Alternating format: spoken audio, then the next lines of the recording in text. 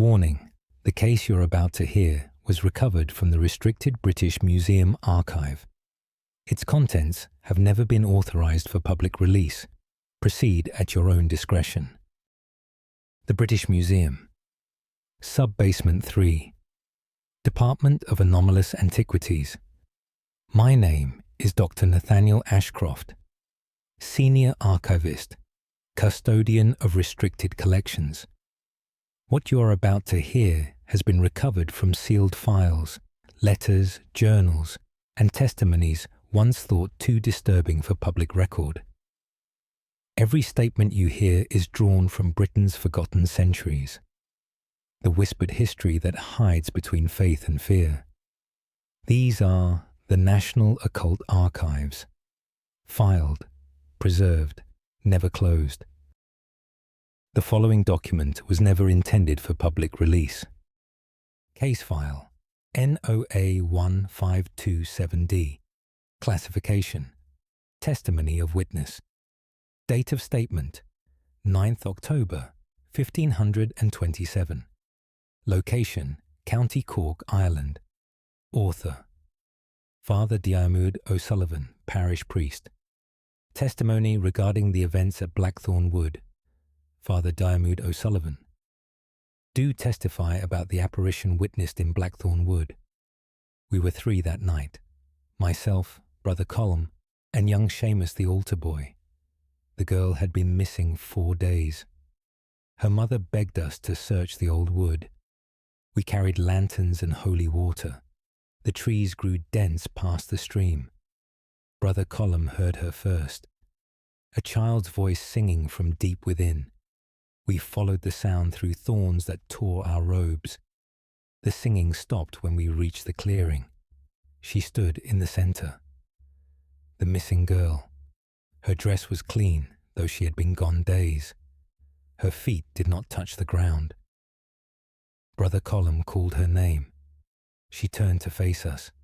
Her eyes were completely black, not dark brown or shadowed, black as a starless sky.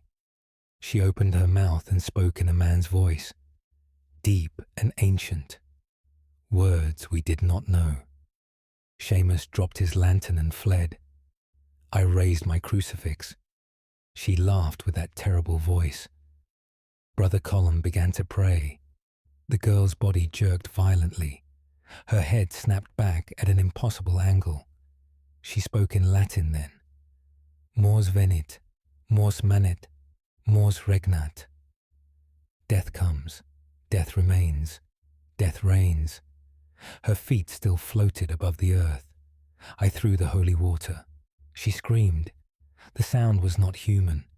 Every bird in the wood took flight at once. The darkness around her seemed to pulse, to breathe. Brother Colm seized my arm. We ran. Behind us the laughter continued. It followed us all the way to the stream.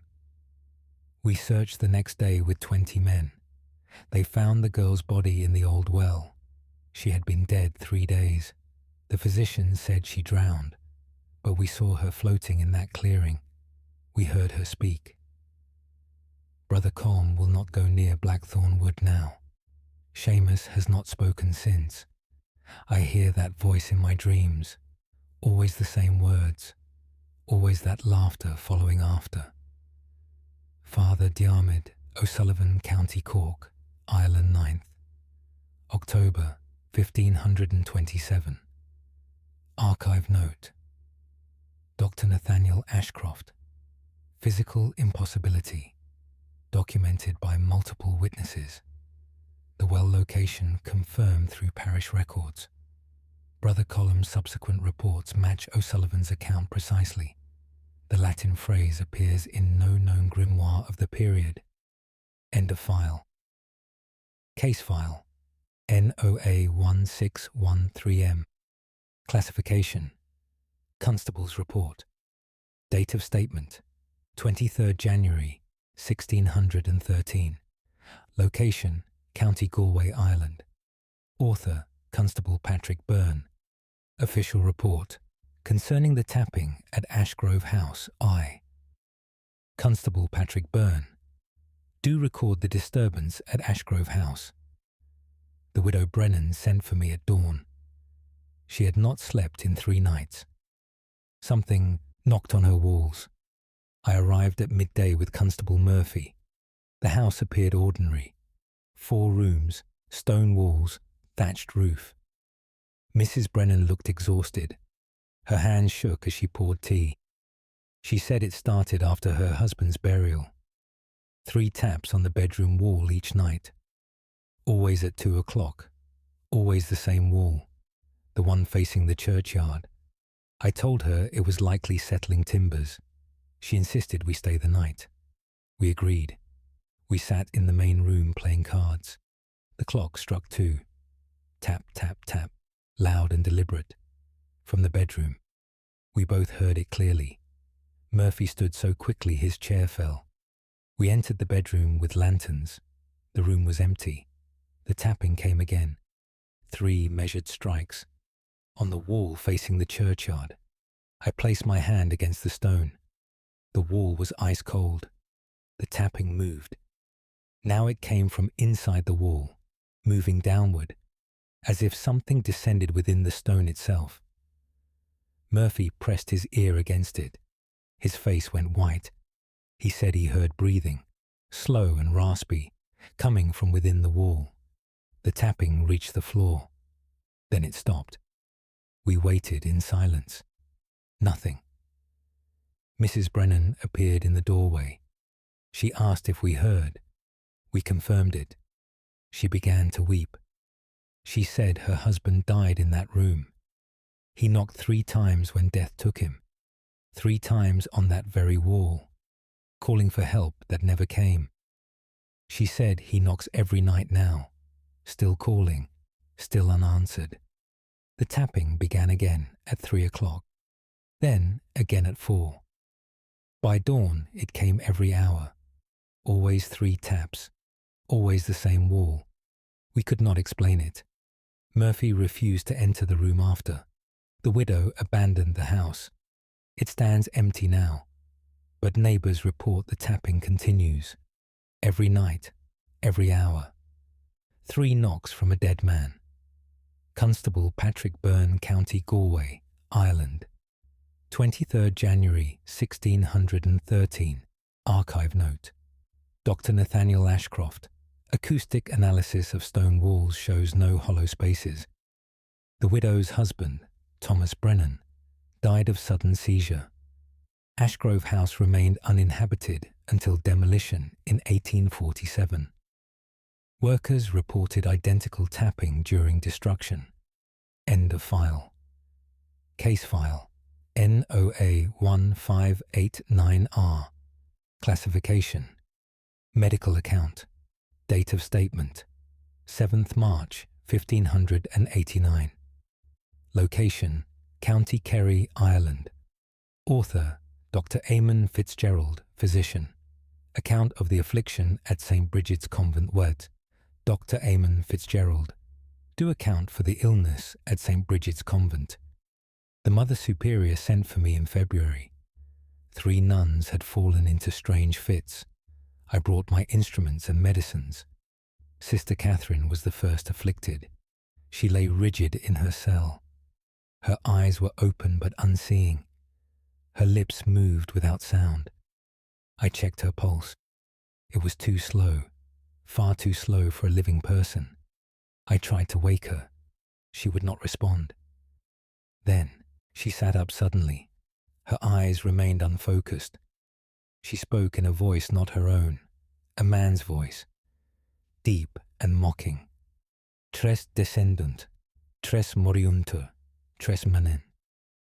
3 descend, 3 die, 3 remain. She collapsed back onto the bed. Sister Margaret and Sister Aoife showed the same symptoms, the same rigid seizures, the same impossible pulse, the same male voice speaking Latin. I could find no medical cause, no fever, no injury, no poison. The Mother Superior revealed something then. 3 months prior, workmen opened an old crypt beneath the chapel floor. They found 3 bodies in chains, men's bodies. No records existed of their burial. The Mother Superior had them resealed immediately, but the nuns began falling ill after, always 3 at a time. I examined the sisters daily.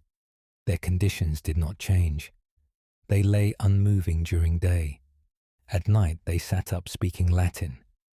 Always the same phrase, always in that deep voice. The other nuns heard them, heard 3 men's voices from women's mouths, speaking in perfect unison. I tried every treatment known to medicine, bleeding, purging, herbal remedies. Nothing helped. On the 7th day, all 3 woke. They remembered nothing, but they were changed. Sister Catherine refuses to enter the chapel. Sister Margaret cannot bear to be alone. Sister Aoife weeps at the sight of chains. They will not speak of what happened, what they saw or heard in that dark place. I have no explanation. Medicine cannot address what possessed them. The crypt remains sealed, but I hear the sisters pray more fervently now. They bar their cell doors at night. They fear the return of those voices. 3 voices from 3 bodies long dead. Dr. Eamon Fitzgerald County Kerry, Eatland, 7th March, 1589. Archive note.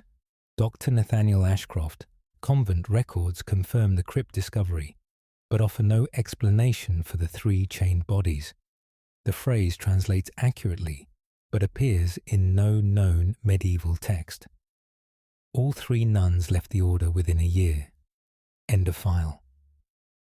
Case file NOA1642K. Classification. Witness statement. Date of statement 15th November 1642. Location County Dublin, Ireland. Author Margaret Walsh. Innkeeper statement. Regarding room 7 at the Harp and Crown 1. Margaret Walsh, do state the truth about room 7. My husband and I have kept this inn 20 years. We have 12 rooms for travellers. Room 7 has been empty for 5. No one stays there twice. It began with a merchant from England. He took the room for 3 nights. He left before dawn the first night. His face was pale as death. He would not say what happened. He would not take back his coin. He rode away quickly. The next guest was a soldier, a big man, afraid of nothing. He laughed when I mentioned the merchant's flight. He took room 7 deliberately, to prove there was nothing to fear. He lasted until midnight. He came down the stairs running. His hands were shaking. He said someone watched him sleep. Stood beside his bed, a woman in a grey dress. When he opened his eyes, she was there, inches from his face. He could see through her, see the wall behind. She opened her mouth. No sound came out, but he felt her breath, cold as winter air. He ran. My husband went to the room. It was empty, but it smelled of roses. We have no roses.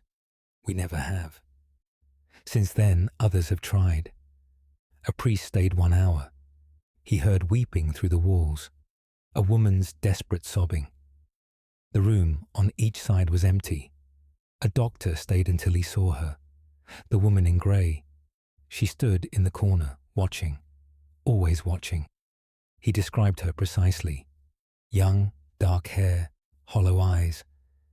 Every witness describes her the same. My chambermaid refuses to clean the room. She says the air inside is always cold, even in summer, even with the fire burning. The bed is never as we leave it. The covers are pulled back, as if someone has just risen. The rose smell comes and goes, strongest near the window. My husband researched the inn's history.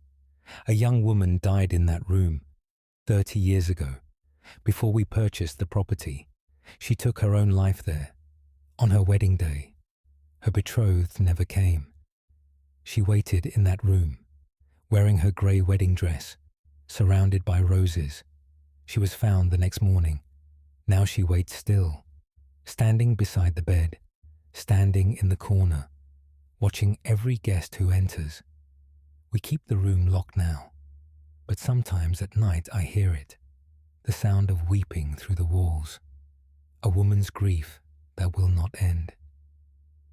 Margaret Walsh County, Dublin, Ireland, 15th November of 1642. Archive note. Dr. Nathaniel Ashcroft, in records, verify a death in 1612. Rose oil was commonly used in wedding preparations. Multiple independent witnesses over 5 years described identical apparition. Room 7 was eventually sealed permanently in 1698. End of file. Case file NOA1573B. Classification. Journal entry. Date of statement 2nd July 1573. Location County Wicklow, Ireland. Author Brother Fiacre McMahon, Hermit. Journal entry from the Hermitage at Glendalough Thrur. Brother Fiacre McMahon. Do record the encounter in the glen. I have lived alone here for 12 years. In a stone cell beside the lake, I pray and fast and contemplate God. The silence suits my purpose, until 3 nights ago. I woke to knocking on my door, loud and urgent. I opened it expecting a traveller in need. No one was there. The moon was full and bright. I could see clearly across the valley. Nothing moved. I returned to my bed. The knocking came again. I ignored it. The knocking grew louder, more insistent. I rose and opened the door quickly. Still nothing. But I heard footsteps, running away from my cell, running toward the old church ruins. I followed with my lantern. The footsteps were clear on the path, but I saw no one making them. They led to the ruins of the ancient church, to the old graveyard beside it. The footsteps stopped at a particular grave, one I had never noticed before. The stone was weathered beyond reading. I heard breathing then, heavy and laboured, coming from the grave itself. I placed my ear to the ground. The breathing was below me, deep underground. Something drew breath beneath 6 feet of earth.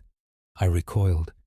The breathing changed to knocking, the same urgent knocking from my door, coming up through the soil. I ran back to my cell. The knocking followed. It moved through the ground beneath my feet, keeping pace with me. When I reached my door, the knocking stopped. I did not sleep that night. At dawn, I returned to the grave. The earth around it was disturbed, as if something had pushed up from below, but the ground was not broken. Last night, the knocking returned. Tonight, it came again, always at the same hour, always leading me to that grave. I asked the local priest about it. He said a hermit was buried there 200 years ago. The man took a vow of silence. He never spoke again. When he died, they buried him in that spot. The priest said the man broke his vow at the end. In his final moments, he screamed for help, screamed for someone to hear him, but no one came. Perhaps he screams still. Perhaps he knocks, still trying to be heard, still calling out from the darkness. Brother Fiacre, McMahon, County Wicklow, Ireland, 2nd July 1573. Archive note, Dr. Nathaniel Ashcroft. Monastic records confirm a hermit burial circa 1373. The vow of silence was extreme even for that period. Brother Fiacre abandoned his hermitage within a month. The site remains undisturbed. End of file. Case file NOA1681F classification. Testimony of witness. Date of statement 19th April 1681. Location, County Antrim, Ireland. Author, Reverend Thomas Mackenzie. Vicar testimony concerning the voice at Dunluce Church. Reverend Thomas Mackenzie, do testify about the voice in the church. It speaks during every service now. A woman's voice, soft but clear, coming from the empty choir loft. My congregation hears it. All 70 souls. It began 6 weeks ago. I was reading from Scripture, a passage about forgiveness. The voice interrupted me, speaking the words along with me, in perfect Latin. I stopped reading. The voice continued alone, reciting verses I had not yet reached. Everyone looked up at the choir loft. It was empty. The voice came from there anyway. When it finished, the congregation sat frozen. No one knew what to do. I tried to continue the service. The voice spoke again, this time in Irish, Old Irish that few could understand. But Mrs. O'Neill knew it. She said the voice spoke of judgment, of sins unpaid, of debts owed to God.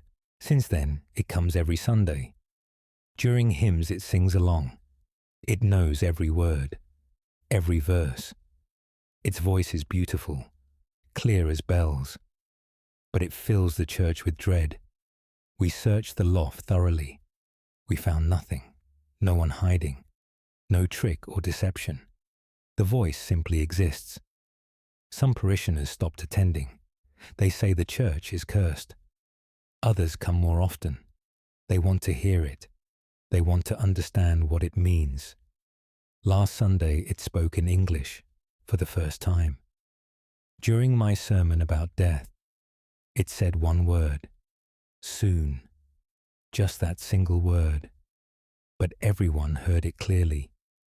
Mrs. O'Neill fainted. Mr. Gallagher left and has not returned. The church wardens want to close the building. They say something unnatural has taken residence. But I cannot abandon my post. I continue services despite the voice. It continues speaking despite my prayers. Yesterday, I found old records in the vestry. 300 years ago, a woman was accused of witchcraft in this very parish. She proclaimed her innocence in 3 languages, Latin, Irish, and English. They did not listen. She was sentenced to death. Her last words were prayers for forgiveness. She asked God to witness her truth. She asked him to let her testimony continue, to speak for her when she could not. I believe she speaks still, from the choir loft where she once sang. Her voice echoes across the centuries.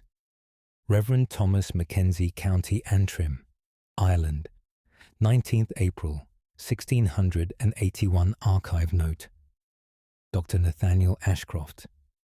Parish records confirm the trial in 1381. The woman's name was Siobhan ní Briain. Linguistic analysis would be valuable, but no recordings exist. The church continues to function with reports of ongoing vocal phenomena. End of file. Case file. NOA 1596T. Classification. Prison record. Date of statement. 11th September 1596. Location. County Limerick, Ireland. Author. William Harding. Prison warden. Record of events in cell 12. I, William Harding, do record the incidents in cell 12. We have held criminals here for 20 years. I have seen violence and madness, but nothing like this. The prisoner was a thief named Donovan, arrested for stealing church silver. He was young and defiant, placed in cell 12 to await trial. The first night passed quietly. The second night he began screaming, not in fear or anger, in agony. Guards found him pressed against the far wall, his eyes wide with terror. He said something grabbed him in the darkness, pulled him across the cell. He had bruises on both ankles, like finger marks. deep and dark. No one else had been in the cell. The door was locked from outside. We moved him to another cell. The next prisoner lasted 3 nights. A forger named Walsh. He woke screaming about hands, ice-cold hands gripping his legs, dragging him toward the corner. He had the same bruises, the same finger marks. We inspected the cell thoroughly.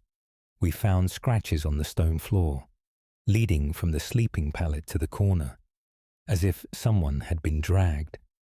The scratches were old, worn smooth by time. How many had been dragged there before? We stopped using cell 12. But prisoners in neighboring cells reported sounds, scraping across the floor, like fingernails on stone, and whispers, a man's voice begging not to be taken. I researched the prison's history. 50 years ago, a man died in cell 12, a murderer named Garrett. He claimed innocence until the end. His execution was delayed. He waited in that cell for 6 months. Each night he prayed to be spared. Each night he was left alone in darkness. When they finally came for him, he had to be dragged from the cell. He scratched the floor trying to resist. He begged them not to take him. They took him anyway. Hanged him in the yard. Now he remains in cell 12, waiting in the darkness when another prisoner sleeps there. He remembers his own terror. He reaches out, cold hands gripping ankles, dragging them as he was dragged, sharing his fear, his endless fear. We sealed cell 12 last month, but guards still hear it, the scraping, the whispers, the begging that never ends.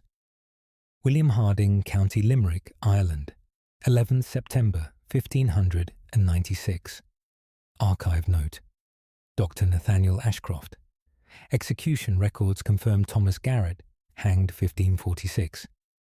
The scratches remain visible despite cell closure. Similar marks appear in other historical cells, suggesting a pattern in pre-execution detention conditions. End of file. Case file. NOA1628H. Classification. Physician's notes. Date of statement. 5th December, 1628. Location, County Mayo, Ireland. Author, Dr. Robert McNeill, physician. Notes regarding the child at Blackwood Manor, Dr. Robert McNeill, do record the case of young Sean Brennan. The boy is 7 years old, the son of Lord Brennan of Blackwood Manor. I was called to examine him for a persistent cough. What I found defies medical explanation. The boy appeared healthy, good colour, clear eyes, normal appetite. But he spoke of another child, a friend who visited him at night. Lord Brennan dismissed this as imagination. Children often invent companions, but the servants looked uncomfortable. Lady Brennan would not meet my eyes. I pressed for more information. The housemaid finally spoke. She said the boy's room was always cold, even with the fire burning. She said she heard 2 voices, when only Sean was present. She said things moved in his room. Toys placed on shelves appeared on the floor. Books opened themselves. The door would not stay closed. I asked to observe the boy at night. Lord Brennan agreed reluctantly. I sat in a chair beside Sean's bed. The boy fell asleep quickly. At midnight, I heard it, a child's whisper, coming from the corner of the room. I could not distinguish the words. Sean sat up in bed. His eyes remained closed. He spoke clearly, answering the whispers, having a conversation with empty air. I moved closer. The temperature dropped. My breath became visible. The whispers grew louder. They came from directly beside me now, a young boy's voice. Sean continued speaking to it. He called it James. He said James lived in the walls. He said James was lonely. He said James wanted him to stay forever. I lit more candles. The whispers stopped immediately. Sean woke. He asked where James had gone. I questioned him gently. He described James in detail. A boy his own age, with dark hair and dark eyes, wearing old-fashioned clothes, clothing from another century. Sean said James showed him secret passages, showed him where he hid, where he died. I searched the manor's records. A previous family lived there. They had a son named James. He disappeared at age 7, 100 years ago. His body was never found. The manor was searched thoroughly. The land was searched. No trace of James existed until now, until Sean began speaking to him. I told Lord Brennan what I learned. He dismissed it as coincidence, but he moved Sean to another room. The cold room remains empty now. The servants will not enter it. They say they still hear whispers, a lonely child calling for someone to stay, someone to play with, forever in the dark. Dr. Robert McNeill, County Mayo, Ireland, 5th December, 1628. Archive note: Dr. Nathaniel Ashcroft. Historical records confirm James Brennan disappeared 1528. Architectural survey revealed sealed passages throughout the manor. No human remains were discovered. The property changed hands multiple times afterward. End of file. Case file NOA 1567P. Classification: Witness account. Date of statement: 28th May 1567. Location: County Cork, Ireland. Author: Sister Bridget O'Connor, Prioress. Account of the bell at St. Mary's Priory Way. Sister Bridget O'Connor: do account for the bell that rings itself. Our priory has stood for 300 years. In the tower is a bell, cast in iron by monks long dead. It calls us to prayer 7 times daily. Someone must ring it. Pull the rope to summon the sisters. But for the past month, the bell rings alone. At hours not prescribed. At 3 in the morning. At random afternoon hours. During meals. During private prayer. We all hear it. 20 sisters hear the same bell, clear and loud. But no one pulls the rope. The rope hangs still while the bell sounds. I climbed the tower myself. Sister Anne accompanied me. We wanted to see the mechanism, to find the rational explanation. The bell hung motionless. The rope was tied securely. Nothing could move it by accident, as we stood there watching. The bell rang. 3 clear strikes. We both jumped. We saw it move, saw the metal swing, but no hand touched it. No rope pulled it. It rang of its own will. Sister Anne began to pray. The bell rang again and again. 12 times it struck, like it was calling the hour. But it was not noon. It was not midnight. It was 3 in the afternoon. The ringing stopped. We stood in silence. Then we heard something else. Footsteps on the tower stairs, coming up toward us, slow and steady. We were alone in the tower. We had locked the door below. The footsteps continued, getting closer. Sister Anne gripped my arm. The footsteps reached our level. The trap door was closed. No one could pass it, but we heard them anyway. Walking around the bell chamber, circling us, we saw no one, but we heard boots on stone, felt the vibration through the floor. The bell rang once more, a single deep note. The footsteps descended, fading back down the stairs. We waited until silence returned. Then we fled down ourselves. The lower door was still locked. No one had entered. No one had left. I researched the priory's history. 200 years ago, a bell ringer died. He fell from the tower during a storm, fell while ringing the bell. His last act was pulling that rope. His last sound was that bell. The sisters say he never stopped his duty. He climbs the tower still.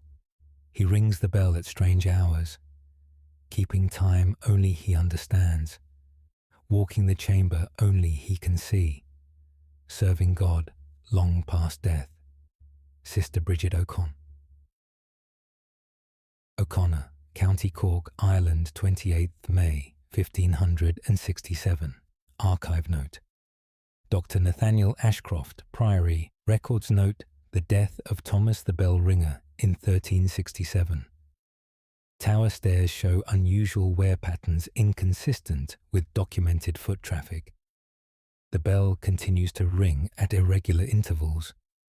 End of file. Case file. NOA1654L. Classification. Testimony of witness. Date of statement. 3rd August, 1654. Location. County Donegal, Ireland. Author. Father Brendan Gallagher. Parish priest. Testimony regarding the Mass at dawn. Father Brendan Gallagher. Do testify about the uninvited congregation. I say Mass each morning at dawn, usually alone in the empty church. A private devotion between myself and God. Last week, something changed. I began the liturgy as always, speaking the familiar Latin words. Halfway through the consecration, I heard them, voices joining mine, speaking the responses. I looked up from the altar. The church appeared empty. The pews held no one, but the voices continued. Dozens of voices, men and women, all speaking the Latin responses, in perfect unison. I stopped speaking. The voices stopped as well. I continued the Mass. They continued with me, responding at the proper moments, exactly as a congregation should. I tried to see them, moved to different positions, looked from every angle. The church remained empty, but the voices filled it. After the Mass ended, I waited in silence. I heard rustling, the sound of people rising, footsteps in the aisle, moving toward the door. The door did not open, but I heard them pass through, heard them leave, heard them fade into the morning. This has happened every day since. Each dawn I say Mass. Each dawn the invisible congregation joins me. I told the bishop. He suggested I was overtired, that I imagined it. But yesterday I asked Father Quinn to attend, to witness what I heard. He arrived before dawn, hid in the vestry. I began the Mass. The voices came as always. Father Quinn emerged pale and shaken. He heard them too. Every response, every prayer, spoken by people who were not there. We searched the church records together, 300 years ago, during the time of persecution. Catholics said Mass in secret, in hidden locations. This church was built on such a site, a place where the faithful gathered in darkness, where they risked death to worship. Many were caught, many were taken. Many never returned. Father Quinn believes they return still. Come back to the place they felt safe. Come back to finish prayers interrupted. Come back to worship as they once did. In secret, in shadow, invisible to the world. But I hear them. Every morning I hear them. Dozens of voices, speaking words they died protecting.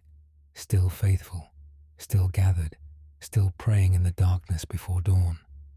Father Brendan Gallagher, County Donegal, Ireland. 3rd August, 1654. Archive note. Dr. Nathaniel Ashcroft.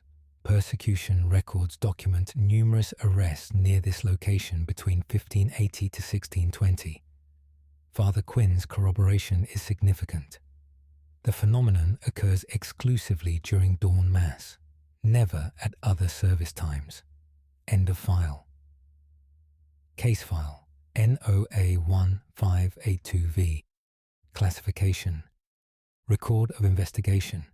Date of statement 16th October 1582. Location County Waterford, Ireland. Author Brother Timothy O'Brien, investigator. Record of the bleeding at Kilmeaden Monastery 1. Brother Timothy O'Brien, do record the phenomena at Kilmeaden. The abbot requested investigation. Something was wrong in the chapel. I arrived on the feast of St. Luke. The brothers seemed frightened. They led me to the chapel without speaking.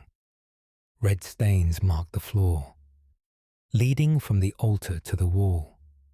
They appeared fresh, but they had been there for weeks. The brothers cleaned them daily. By morning they returned. The same path, the same red marks, like drops of blood. I examined them closely. They smelled of iron. They had the consistency of blood, but no source could be found. I waited in the chapel that night. Brother Paul kept vigil with me. We prayed until midnight. Nothing occurred. At 3 a.m, Brother Paul shook me awake. I had dozed despite my intentions. He pointed at the floor. The marks were forming, appearing one by one, drop by drop, coming from nowhere, manifesting on the stone. We watched them appear, each drop in the exact same position as before, creating the same trail, from altar to wall. I placed my hand where the next drop should form. It appeared anyway. On my palm, warm and wet, I recoiled. The drops continued without me, completing their path. When the trail was finished, we heard footsteps, heavy and dragging, following the bloody trail. From altar to wall, we saw no one, but we heard each step, heard something moving where nothing was visible. The steps stopped at the wall, then came scraping, like hands clawing stone. Brother Paul ran for the abbot. I remained alone. The scraping continued, desperate and frantic, as if something tried to escape, tried to claw through solid stone. The abbot arrived with 3 brothers. The scraping stopped when we were 5, but the bloody trail remained. The abbot revealed the chapel's history. During the Troubles, a brother was murdered in this chapel, at the altar. He tried to flee, dragged himself toward the door, left a trail of blood behind him. He reached the wall and died there, clawing at the stone, trying to escape. Every night since his death, his blood returns, his footsteps return, his desperate clawing returns, trying still to flee, trying still to live, unable to do either. Brother Timothy O'Brien, County Waterford, Ireland, 16th October 1582. Archive note: Dr. Nathaniel Ashcroft. The murdered brother was Cormac O'Neill, killed 1541. Chemical analysis in 1823 confirmed the substance as human blood. The trail manifests regardless of floor treatment or alteration. End of file. Case file NOA1673W. Classification. Witness statement. Date of statement 9th February 1673. Location County Sligo, Ireland. Author Michael Doyle, Night Watchman Statement. Concerning the woods at Lissadell I, Michael Doyle. Do state what I saw in Lissadell Woods. I keep watch over the estate at night. Walk the grounds from dusk until dawn. Ensure no thieves or vagrants trespass. I carry a lantern and a stout stick. I have done this work for 8 years. I fear nothing in the darkness. Until last month. I was walking the eastern path, the one that borders the old woods, trees thick and ancient, The moon was bright. I did not need my lantern yet. I heard singing, a woman's voice, beautiful and clear, coming from deep within the trees. I thought perhaps a traveler was lost. I called out. The singing stopped. I called again. No response. I entered the woods to search. The singing began again. Further away now, deeper in the trees. I followed it. The voice moved as I moved, always ahead, always out of sight. The woods grew darker. I lit my lantern. The singing stopped immediately. I waited. Nothing. I continued forward. The trees seemed to close behind me, block my path back. I turned to retreat. The singing came from behind me, now, right behind me. I spun around. A woman stood 3 paces away, pale as moonlight, wearing a white dress. Her hair was long and black. Her feet were bare. She smiled at me. I asked if she needed help. She did not answer. She began to sing again, the same melody, wordless and haunting. She walked past me, deeper into the woods. I followed without meaning to. My legs moved by themselves. She led me further. The woods became unfamiliar. I had walked these grounds for years, but I did not recognize this place. She stopped at a large oak, ancient and hollow. She pointed at it. Then she faded, simply faded, like mist in sunlight. I stood alone in the dark woods, completely lost. I searched for hours, could not find the path back. As dawn broke, I finally emerged, 2 miles from where I entered. Lord Lissadell asked where I had been. I told him. He went pale. He said I was lucky to return. A woman died in those woods, 100 years ago. She was lost during a storm, wandered in the darkness, singing to keep her spirits up. She was found 3 days later, dead at the base of a large oak. They say she still wanders, still sings in the darkness, still leads others astray. Some who follow never return. I will not enter those woods again. I hear her sometimes, singing in the distance, that beautiful, terrible song. Michael Doyle, County Sligo, Ireland, 9th February 1673. Archive note: Dr. Nathaniel Ashcroft. Estate records mention Eleanor Fitzgerald, died 1573. The hollow oak stands marked on old property maps. 3 other watchmen reported similar encounters before Doyle. None continued in service afterward. End of file. Case file NOA 1591N classification. Confession. Date of statement 21st April 1591. Location: County Kilkenny, Ireland. Author: Father Dermot Kavanagh, Confessor. Confession heard from Margaret Dunn. Father Dermot Kavanagh, do record a confession heard in extraordinary circumstances. Margaret Dunn came to confession after 10 years' absence. She knelt in the confessional. She began to speak. Her voice was strained, frightened. She said she must confess a terrible thing, something she had kept secret. 10 years ago, her sister died. Catherine Dunn, a young woman of 20, found dead in her bed one morning. The physician said her heart stopped. Natural causes. But Margaret knew the truth. She told me through tears. They had quarrelled the night before, over a man both loved. Margaret said things she regretted, cruel things. Catherine went to bed weeping. Margaret heard her crying through the wall. She did not go to comfort her. In the morning, Catherine was dead. Margaret has lived with guilt since. But that is not why she came to confess. Catherine visits her every night for 10 years. She stands beside Margaret's bed, staring down at her. Her face is pale. Her eyes are sad.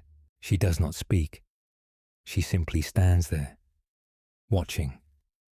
Margaret can feel her presence, can feel her sister's sorrow. She begged me for absolution, begged me to make it stop. I gave her penance and forgiveness. I blessed her. I told her to pray for her sister's soul. She left weeping. That was yesterday. This morning Margaret was found dead, in her bed, the same as her sister. Her heart had stopped. The physician said natural causes, but her face held an expression, not of pain, of recognition, as if she had seen someone she expected, someone who had finally come for her. I wonder what Margaret saw in her final moment. I wonder if Catherine still stood watching, or if she finally spoke. Father Dermot, Kavanagh, County Kilkenny, Ireland, 21st April, 1591. Archive note: Dr. Nathaniel Ashcroft, both sisters buried in Kilkenny Parish Churchyard. Deaths occurred exactly 10 years apart. The confessor's account is the only record of the nightly visitations.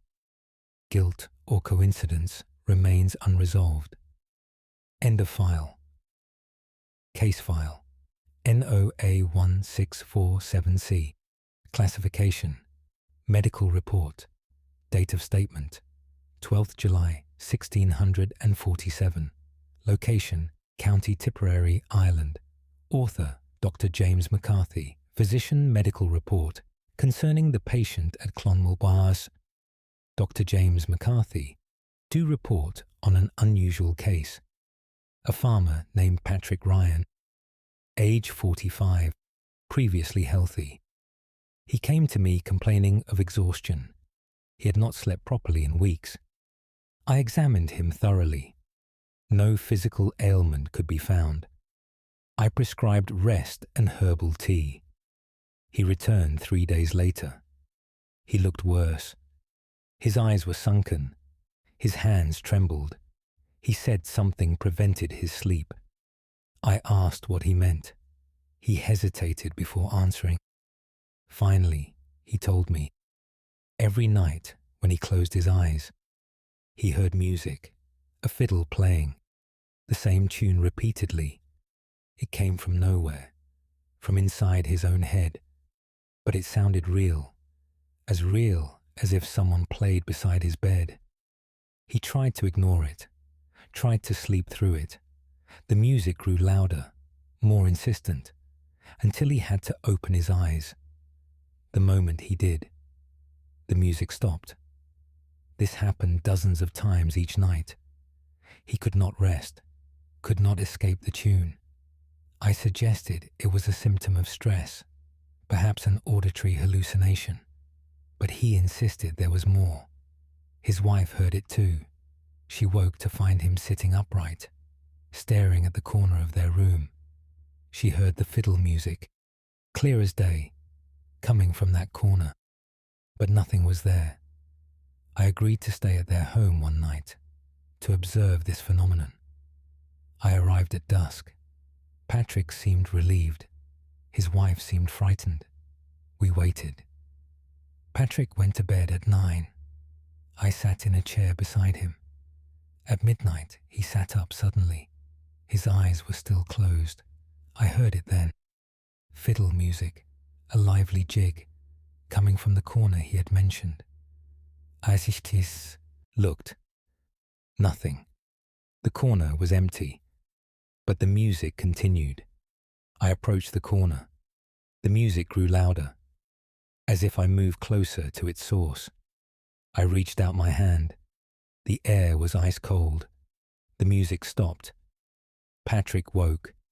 He asked if I heard it. I confirmed it. He began to weep. He said he knew why it happened. 20 years ago, he found a fiddle in an abandoned cottage. He took it home, learned to play it, became quite skilled. One day, an old woman came to his door. She said the fiddle belonged to her dead husband. She begged Patrick to return it. He refused. He had grown attached to it. The woman left, cursing him. Within a month, the fiddle was stolen. Patrick never saw it again, but he hears it now, hears it playing every night, the dead fiddler's music, demanding his instrument back, playing until Patrick loses his mind. I have no medicine for this affliction, no treatment for a haunting. Patrick Ryan died 2 weeks later. The physician said his heart failed, but I believe he simply could not endure, could not survive another night of that music. Dr. James McCarthy County, Tipperary, Ireland, 12th July 1647, archive note. Dr. Nathaniel Ashcroft, fiddle theft was common in rural Ireland. The curse's specific manifestation is unusual, but follows documented patterns of object-related hauntings. The tune was never identified. End of file. Case file NOA 1605G. Classification: Witness testimony. Date of statement: 4th March 1605. Location: County Clare, Ireland. Author: Sister Mairead O'Shea. Nun testimony regarding the shadow in the cloister. Why? Sister Mairead O'Shea: do testify about the darkness that walks. Our convent stands near the sea. The cloister is open to the sky. We walk there in meditation, contemplating God's creation. 3 weeks ago, something changed. Sister Kathleen was walking at dusk. She saw a shadow on the wall, not her own shadow, another, moving alongside hers. She stopped walking. The shadow continued, moved along the wall without her. She called for me. I came quickly. We watched together. The shadow completed its circuit of the cloister. Then it faded as darkness fell completely. We told the Mother Superior. She said it was a trick of light. But it appeared again the next evening, and the next. Always at dusk. Always walking the cloister. More sisters witnessed it. 5 of us stood watching one evening. The shadow walked past us. We saw it clearly against the white wall, the shape of a woman in a nun's habit, walking slowly, her head bowed in prayer. But no one cast that shadow. No one walked there. I approached the wall, placed my hand where the shadow moved. I felt coldness, penetrating cold, like winter air in summer. The shadow passed over my hand. I jerked away. My hand was numb. The feeling did not return for an hour. The Mother Superior searched our records. 50 years. Egger's sister died. Sister Anne Marie. She was walking the cloister during prayer. A sudden storm struck, lightning. She was struck and killed instantly. Her last steps were in that cloister, walking and praying. The Mother Superior believes Sister Anne Marie never stopped, never finished her prayer. Her shadow walks on, completing eternal circuits, praying prayers that have no end. We see her every evening now. Some sisters find it comforting, a reminder that devotion transcends death. Others are frightened. They avoid the cloister at dusk. I am among the frightened, not because the shadow means harm, but because it cannot stop, cannot rest, cannot do anything but walk, forever trapped in that final moment, forever walking and praying, forever bound to the cloister. Sister Mairead O'Shea County, Clare, Ireland, 4th March 1605, archive note. Dr. Nathaniel Ashcroft Convent records confirm Sister Anne Marie O'Donnell died 1555 during evening prayers. Shadow manifestations at specific times suggest temporal repetition. The phenomenon persists despite numerous architectural modifications to the cloister. End of file. Case file NOA 548Q. Classification: Testimony of witness. Date of statement: 17th June 1548. Location: County Meath, Ireland. Author: Brother Coleman Fitzpatrick. Monk testimony concerning the manuscript at Kells Abbey Way. Brother Coleman Fitzpatrick, do testify about the cursed manuscript. I work in the scriptorium, copying holy texts, preserving knowledge for future generations.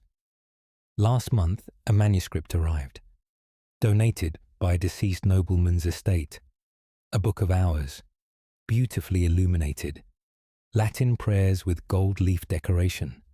The abbot assigned it to me. I was to repair damaged pages, restore what time had worn away. I began work eagerly. The craftsmanship was extraordinary, but something felt wrong. The illuminations were strange. Hidden among the decorative borders, tiny figures in the margins, not saints or angels, twisted shapes, faces contorted in agony. I looked closer with a magnifying lens. The details were disturbing. The more I studied them, the more uneasy I became. That night, I dreamed of the manuscript. The tiny figures moved, crawled across the pages, reached toward me. I woke in terror. The next day, I returned to my work. I tried to ignore the strange illuminations, focus only on the prayers, but I felt watched, constantly watched. I looked up frequently. The scriptorium was empty, yet the feeling persisted. Brother Aidan came to consult me. He looked at the manuscript. His face went pale. He said he recognized it. Years ago, he heard stories. A monk created this book. 200 years passed. He filled it with prayers. But he was obsessed with demons, believed they spoke to him. He painted them in the margins, tiny and hidden, so no one would notice. The monk went mad, tried to destroy the book. The brothers stopped him. He hanged himself in his cell. The book disappeared after his death. Now it had returned. Brother Aidan begged me to stop working on it. I agreed. But that night the dreams worsened. The figures from the margins. They surrounded my bed, whispering in Latin. Veni ad nos, semper noster. Come to us, forever ours. I woke screaming. Other brothers rushed to my cell. I could not explain, could not tell them about the dreams. The next morning I refused to work on the manuscript. The abbot was displeased. He assigned it to Brother Edmund instead. Within 3 days, Brother Edmund fell ill, fevered and delirious. He spoke in tongues, raved about things crawling from books. He died within a week. The abbot finally listened. He ordered the manuscript destroyed. We tried to burn it. The pages would not catch fire. We tried to tear it. The vellum would not rip. Finally, the abbot sealed it in lead, buried it beneath the chapel floor. But I still dream of it, still hear those whispers, still see those tiny figures crawling toward me through the darkness. Brother Coleman, Fitzpatrick County, Meath, Ireland, 17th June 1548. Archive note. Dr. Nathaniel Ashcroft, Abbey, records confirm Brother Edmund's death, but attribute it to plague. No record of the manuscript's burial location survives. Kells Abbey was dissolved in 1539, structures largely demolished by 1550. End of file. Case file NOA 1636S. Classification. Record of events. Date of statement 29th of September 1636. Location County Roscommon, Ireland. Author Father Hugh Doherty, parish priest. Record of the confession. Heard at midnight Father Hugh Doherty. Do record an impossible confession. 3 nights ago, I was woken at midnight. Someone knocked on the presbytery door. Urgent pounding. I dressed quickly. Assumed someone needed last rites. I opened the door. No one was there. The street was empty. The moon shone bright. I could see clearly. No one. I returned to bed. The knocking came again. Louder this time. More insistent. I went to the door faster. Threw it open immediately. Still no one. But I heard footsteps. Running toward the church. I followed with my lantern. The church door stood open. I had locked it myself at Vespers. I entered cautiously. Called out. No answer. I walked toward the altar. A figure knelt in the first pew. A man in old-fashioned clothes. His head was bowed. I approached him. Asked if he needed help. He did not turn. He spoke to the air before him. Forgive me, Father, for I have sinned. The words of confession. But he did not address me. He faced forward, as if a priest sat before him, an invisible priest. I stood beside the pew. He continued confessing, speaking of terrible sins, murder, theft, betrayal. He gave details, names and dates, all from centuries past. He spoke for an hour, never acknowledging my presence, never turning to see me. When he finished, he wept, begged for absolution, begged the invisible priest to forgive him. I spoke then, offered to hear his confession properly. He looked up at me. His face was translucent. I could see the pew behind him through his body. His eyes were hollow, empty sockets that somehow still saw. He opened his mouth. Ni misero, semper damnatus. Too late, forever damned. He faded, simply ceased to be. I stood alone in the empty church. I searched the parish records. 300 years ago, a man named Sean O'Malley died without confession, without absolution. His crimes were known, but he never repented, never sought forgiveness. He died suddenly, a fall from his horse. No time for a priest. The records say he was buried in unhallowed ground, outside the churchyard walls. I believe he returns, still seeking the confession he never made, still begging forgiveness, but too late, always too late. Last night the knocking came again. I did not answer. I heard footsteps running to the church, heard the door open. I remained in bed, praying for a soul that cannot rest, a soul that seeks what it can never receive. Father Hugh Doherty County, Roscommon, Ireland, 29th of September, 1636. Archive note. Dr. Nathaniel Ashcroft. Sean O'Malley's burial site was documented in 1336. Location now lost. The Latin phrase suggests theological awareness beyond simple haunting. Multiple priests have reported similar midnight interruptions. End of file. Case file NOA1579M. Classification. Physician's notes. Date of statement 8th November 1579. Location County Longford, Ireland. Author Dr. William Brennan, physician. Notes regarding the sleepwalking at Granard Wet. Dr. William Brennan, do record the case of the sleeping villagers. I was summoned to Granard by the local priest. An epidemic of sleepwalking. 7 people affected, all within the same week. I arrived expecting a medical explanation, perhaps contaminated water or spoiled grain. What I found defied medicine. The affected were men and women, ages ranging from 15 to 60. No connection between them. Different households, different occupations, but they all did the same thing. Each night they rose from bed, still asleep, eyes closed. They walked through the village, all heading in the same direction, toward the old ruins north of town, the remains of an ancient monastery. Long abandoned, family members followed them, tried to wake them.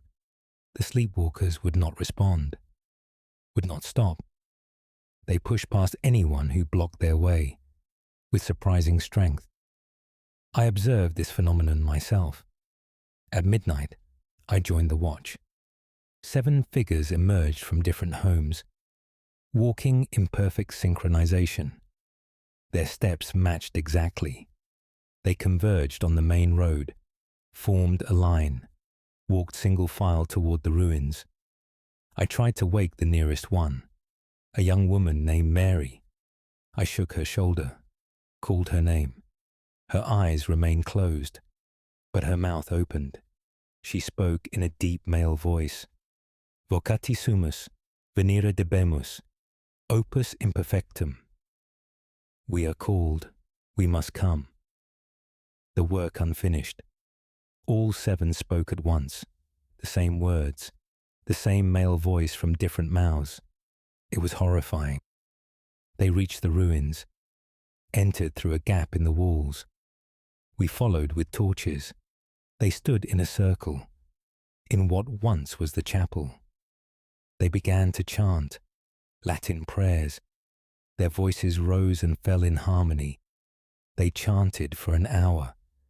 Then, as one, they stopped, fell silent, stood motionless. Suddenly, they all collapsed, fell to the ground unconscious. We carried them back to the village. By morning, they woke.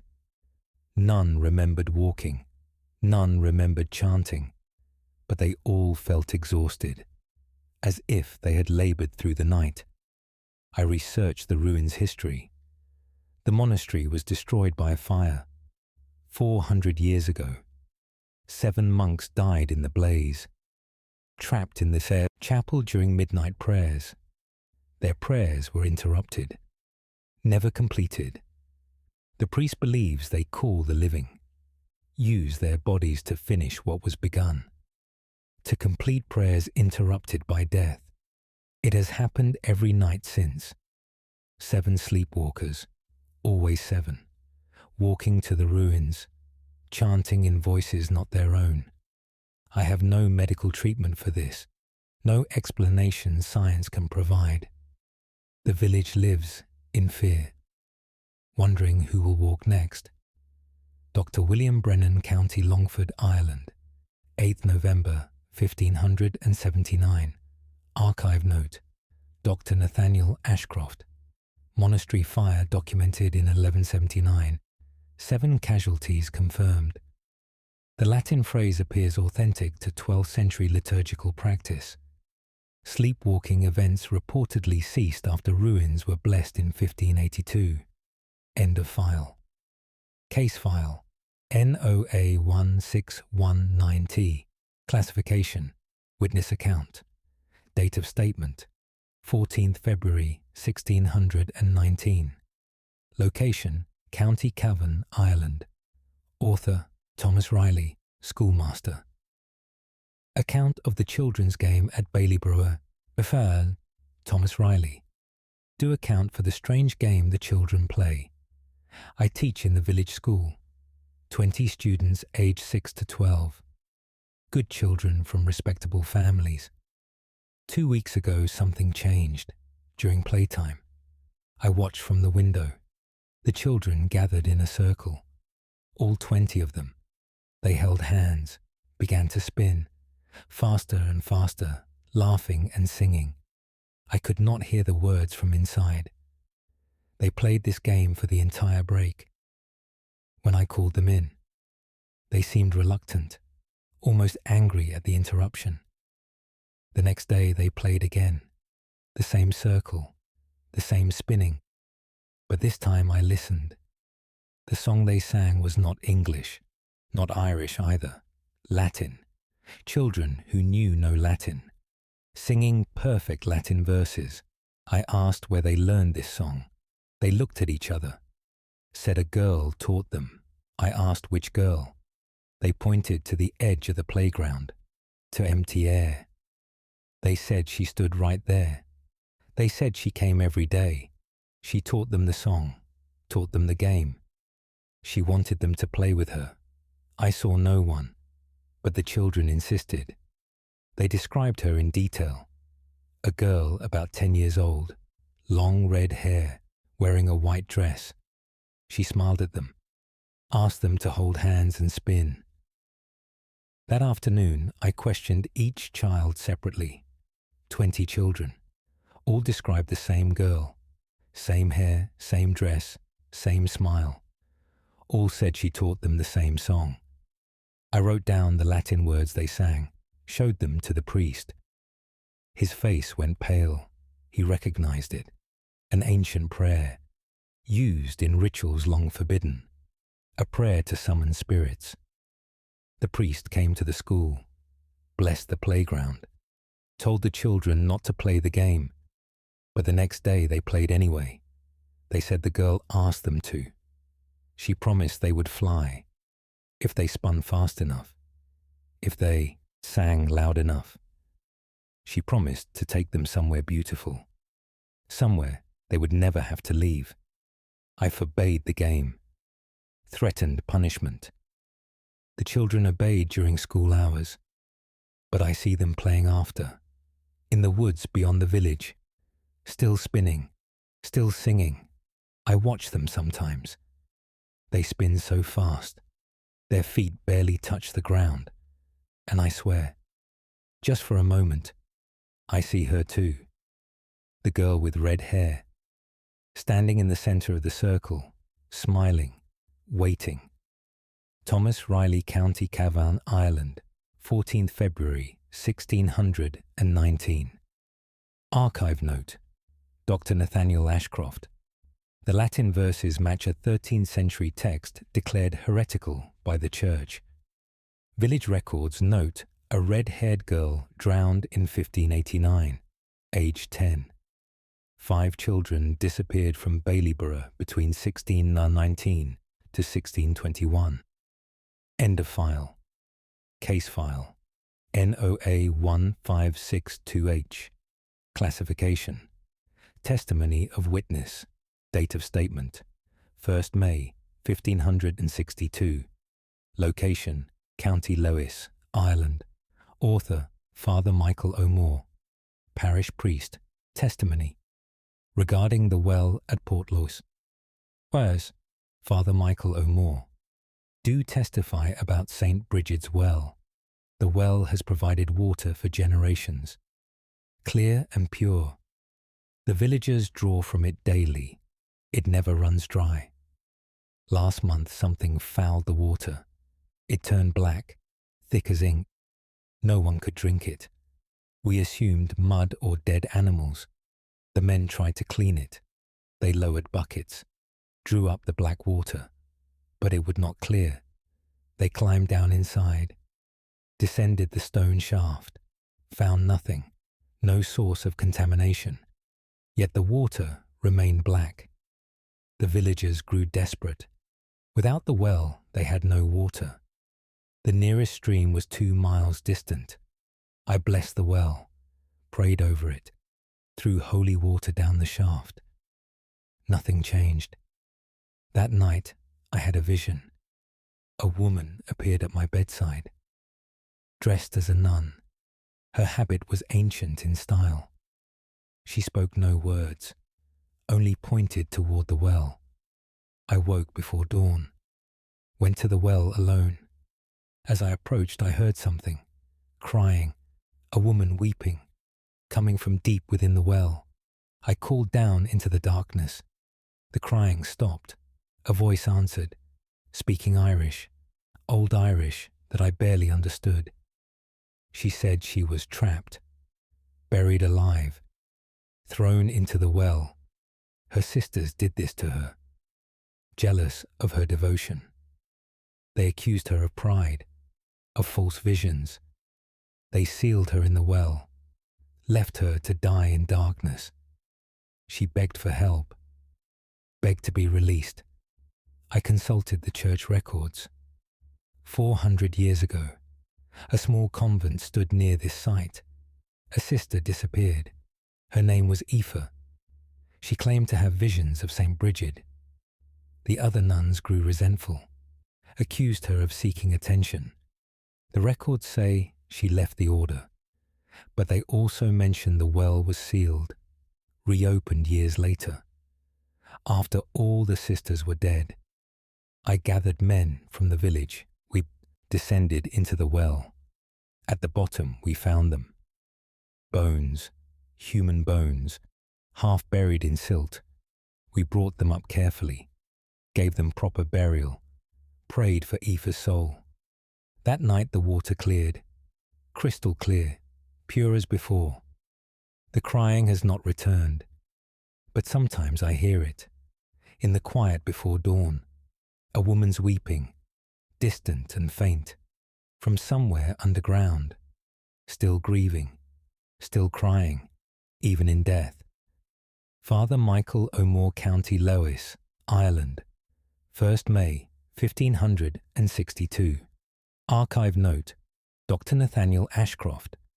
Convent records from 1162 mention Sister Aoife, but provide no details of her departure. Well shaft contains medieval stonework consistent with modification during that period. Water quality remains exceptional. End of file. Case file NOA 1645L. Classification Prison Officer's Report. Date of statement 26th October 1645. Location County Wexford, Ireland. Author John Byrne, Prison Officer. Report concerning the prisoner who would not die. I, John Byrne, do report an impossible occurrence. We held a man named Connor Walsh, accused of murder, convicted and sentenced to hang. The execution was scheduled for dawn. I was assigned to watch him through his final night, ensure he did not take his own life. Walsh sat calmly in his cell. He did not weep or pray. He stared at the wall. At midnight he spoke. He said he would not die. He said something would save him. I told him no pardon was coming. He smiled. He said he made a bargain, a promise, his life in exchange for service. I asked what he meant. He would not explain. At 1 o'clock he began to convulse, fell to the floor writhing. I called for help. The physician came quickly. Walsh's body jerked violently. His eyes rolled back. His mouth foamed. Then he went rigid. The physician checked for breath, for a pulse. He found neither. Walsh was dead. We documented it, recorded the time, 1:15 in the morning. The body was left in the cell, to be collected at dawn. I remained to guard it. Standard procedure. At 2 o'clock, Walsh opened his eyes. I jumped back. The physician had confirmed death, but Walsh sat up. He looked at me, smiled, stood easily. I shouted for help. 3 guards came running. We all saw him, standing, moving, speaking. The physician arrived again. He examined Walsh, found a heartbeat, found breathing, both normal and strong. He could not explain it. Walsh had been dead. Now he lived. The man laughed at our confusion. He said he told us he would not die. Something saved him. We reported this to the governor. He did not believe us, insisted we had made a mistake. Walsh had simply fainted. The execution proceeded as planned. We took Walsh to the gallows, placed the noose around his neck. He was still smiling. The trapdoor opened. Walsh fell. The rope snapped tight. His neck broke. We heard it clearly. The physician confirmed it again. Walsh was dead. We left him hanging the customary hour. When we cut him down, he gasped, drew breath, opened his eyes. His neck was twisted at an impossible angle. But he lived. He spoke though his throat was crushed. "You cannot kill me. We made a bargain." The governor ordered him returned to his cell. No one knew what to do. Walsh remained there 3 days. His neck stayed broken, twisted grotesquely. But he breathed, he ate, he laughed. On the 3rd day he stopped laughing. He began to scream. Screamed about something coming, something that wanted payment. He screamed for 2 days, then fell silent. When we checked the cell, Walsh was dead, finally and truly dead. But his face was frozen in terror, and his body was cold. Cold as if it had been dead for weeks, not hours. John Byrne County, Wexford, Ireland, 26th October, 1645. Archive note. Dr. Nathaniel Ashcroft. Medical impossibility documented by physician and multiple witnesses. The nature of Walsh's bargain remains unknown. Body was burned rather than buried. No similar cases in regional records. End of file. Case file. NOA1587D. Classification. Record of investigation. Date of statement. 13th January 1587. Location. County Monaghan, Ireland. Author. Brother Paul Maguire, investigator. Record of the voices at Clones Abbey Watts. Brother Paul Maguire. Do record the investigation at Clones. The abbot requested my presence. I specialize in examining unusual phenomena, determining natural versus supernatural causes. The brothers at Clones reported voices, heard throughout the abbey, at all hours, conversations in empty rooms, whispers in the corridors. I arrived with an open mind, prepared to find drafts, or animals in the walls, or brothers playing tricks. The first night I heard nothing. I retired disappointed. At 3 a.m. I woke. Voices came from the corridor. 2 men speaking Latin, discussing theology. Their debate was passionate, intelligent. I dressed quickly, opened my door. The voices stopped immediately. The corridor was empty. I walked its length, checking every room. All the brothers were asleep. The next night, I stayed awake, waited in the dark. At 3, the voices came again, from the library this time. I approached silently. The voices grew louder. 3 men now, arguing a point of scripture. I threw open the door. The room was empty, but the voices continued, coming from the center of the room, from the air itself. I stood among them, felt breath on my face, felt someone brush past me, but saw nothing.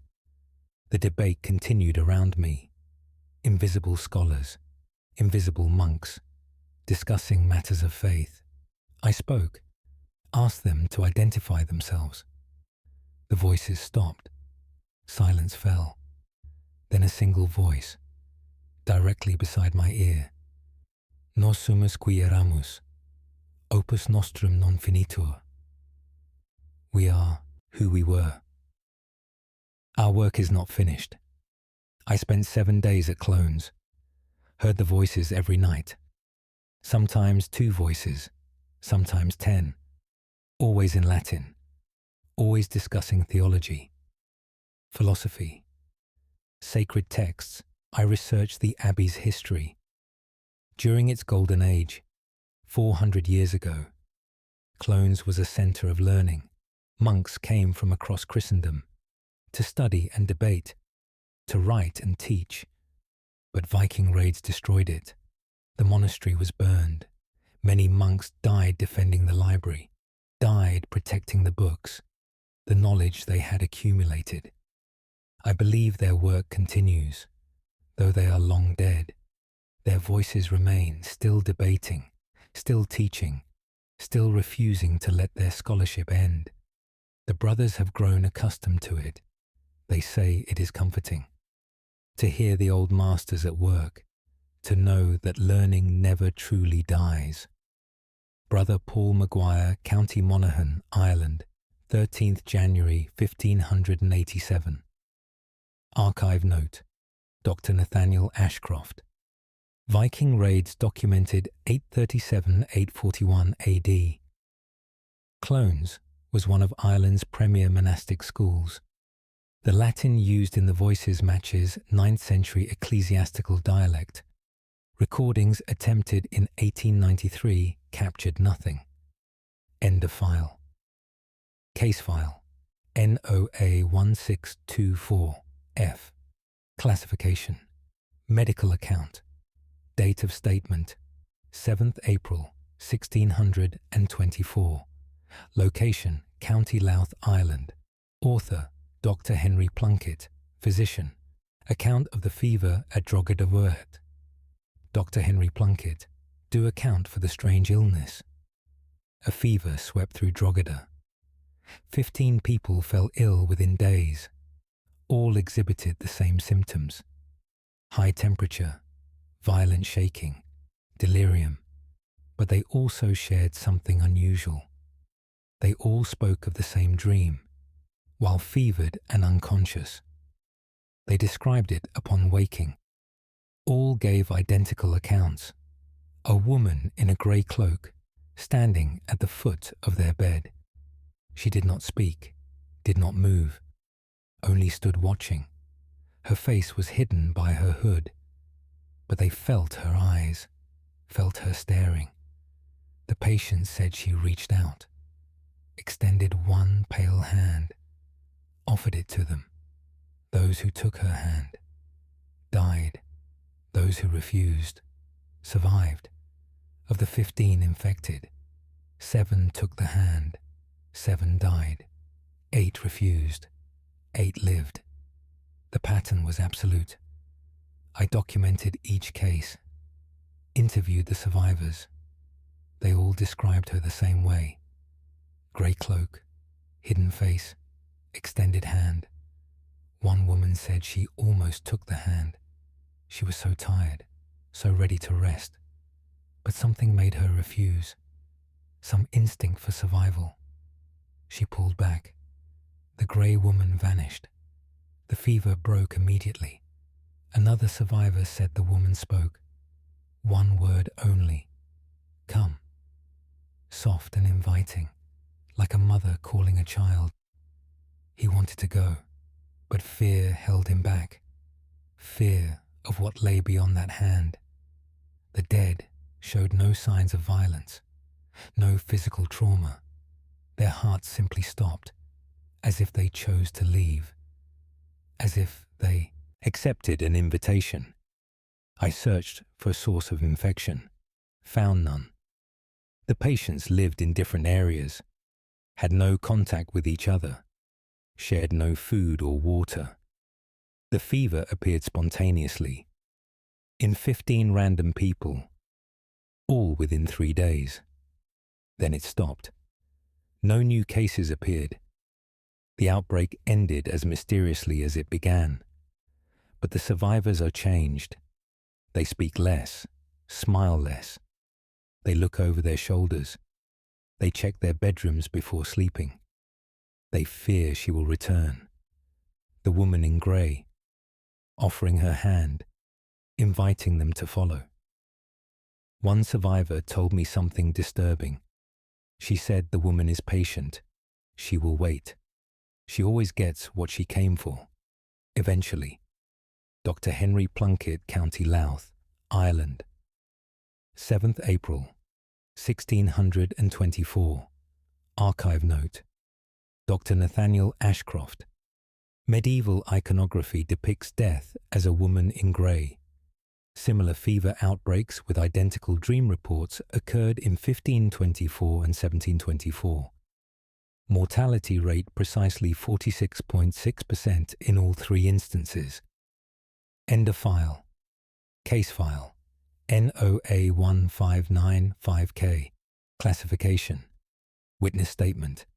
Date of statement: 22nd July 1595. Location: County Leitrim, Ireland. Author: Owen O'Rourke. Ferryman's statement.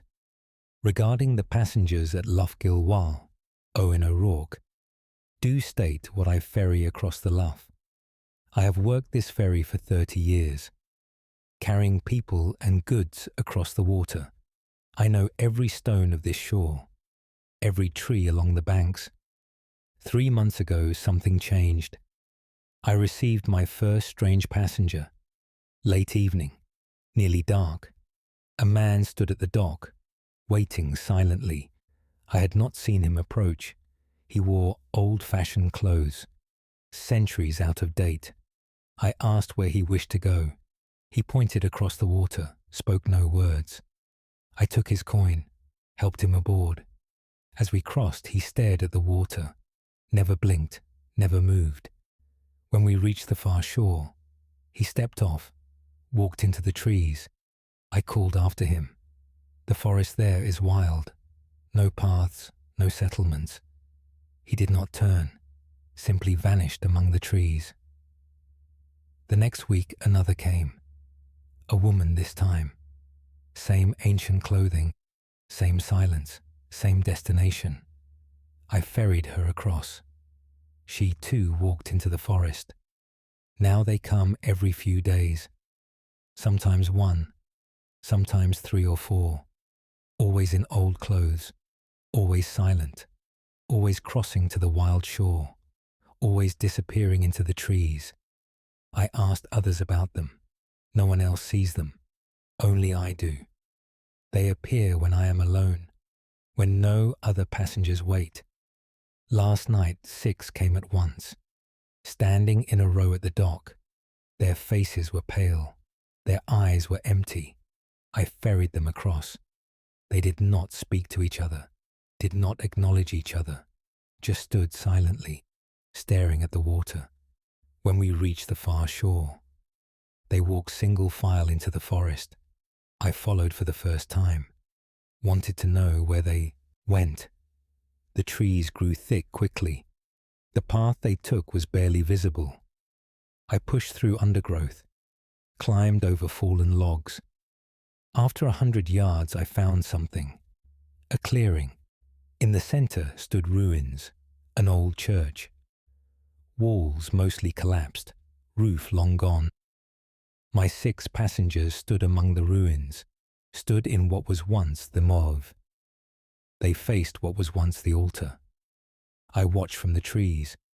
They remained motionless, standing in perfect rows, like a congregation. I waited an hour. They did not move, did not speak, just stood. I left them there, returned to my ferry. This morning I went back to the clearing. No one was there. No sign anyone had been there. But I know what I saw.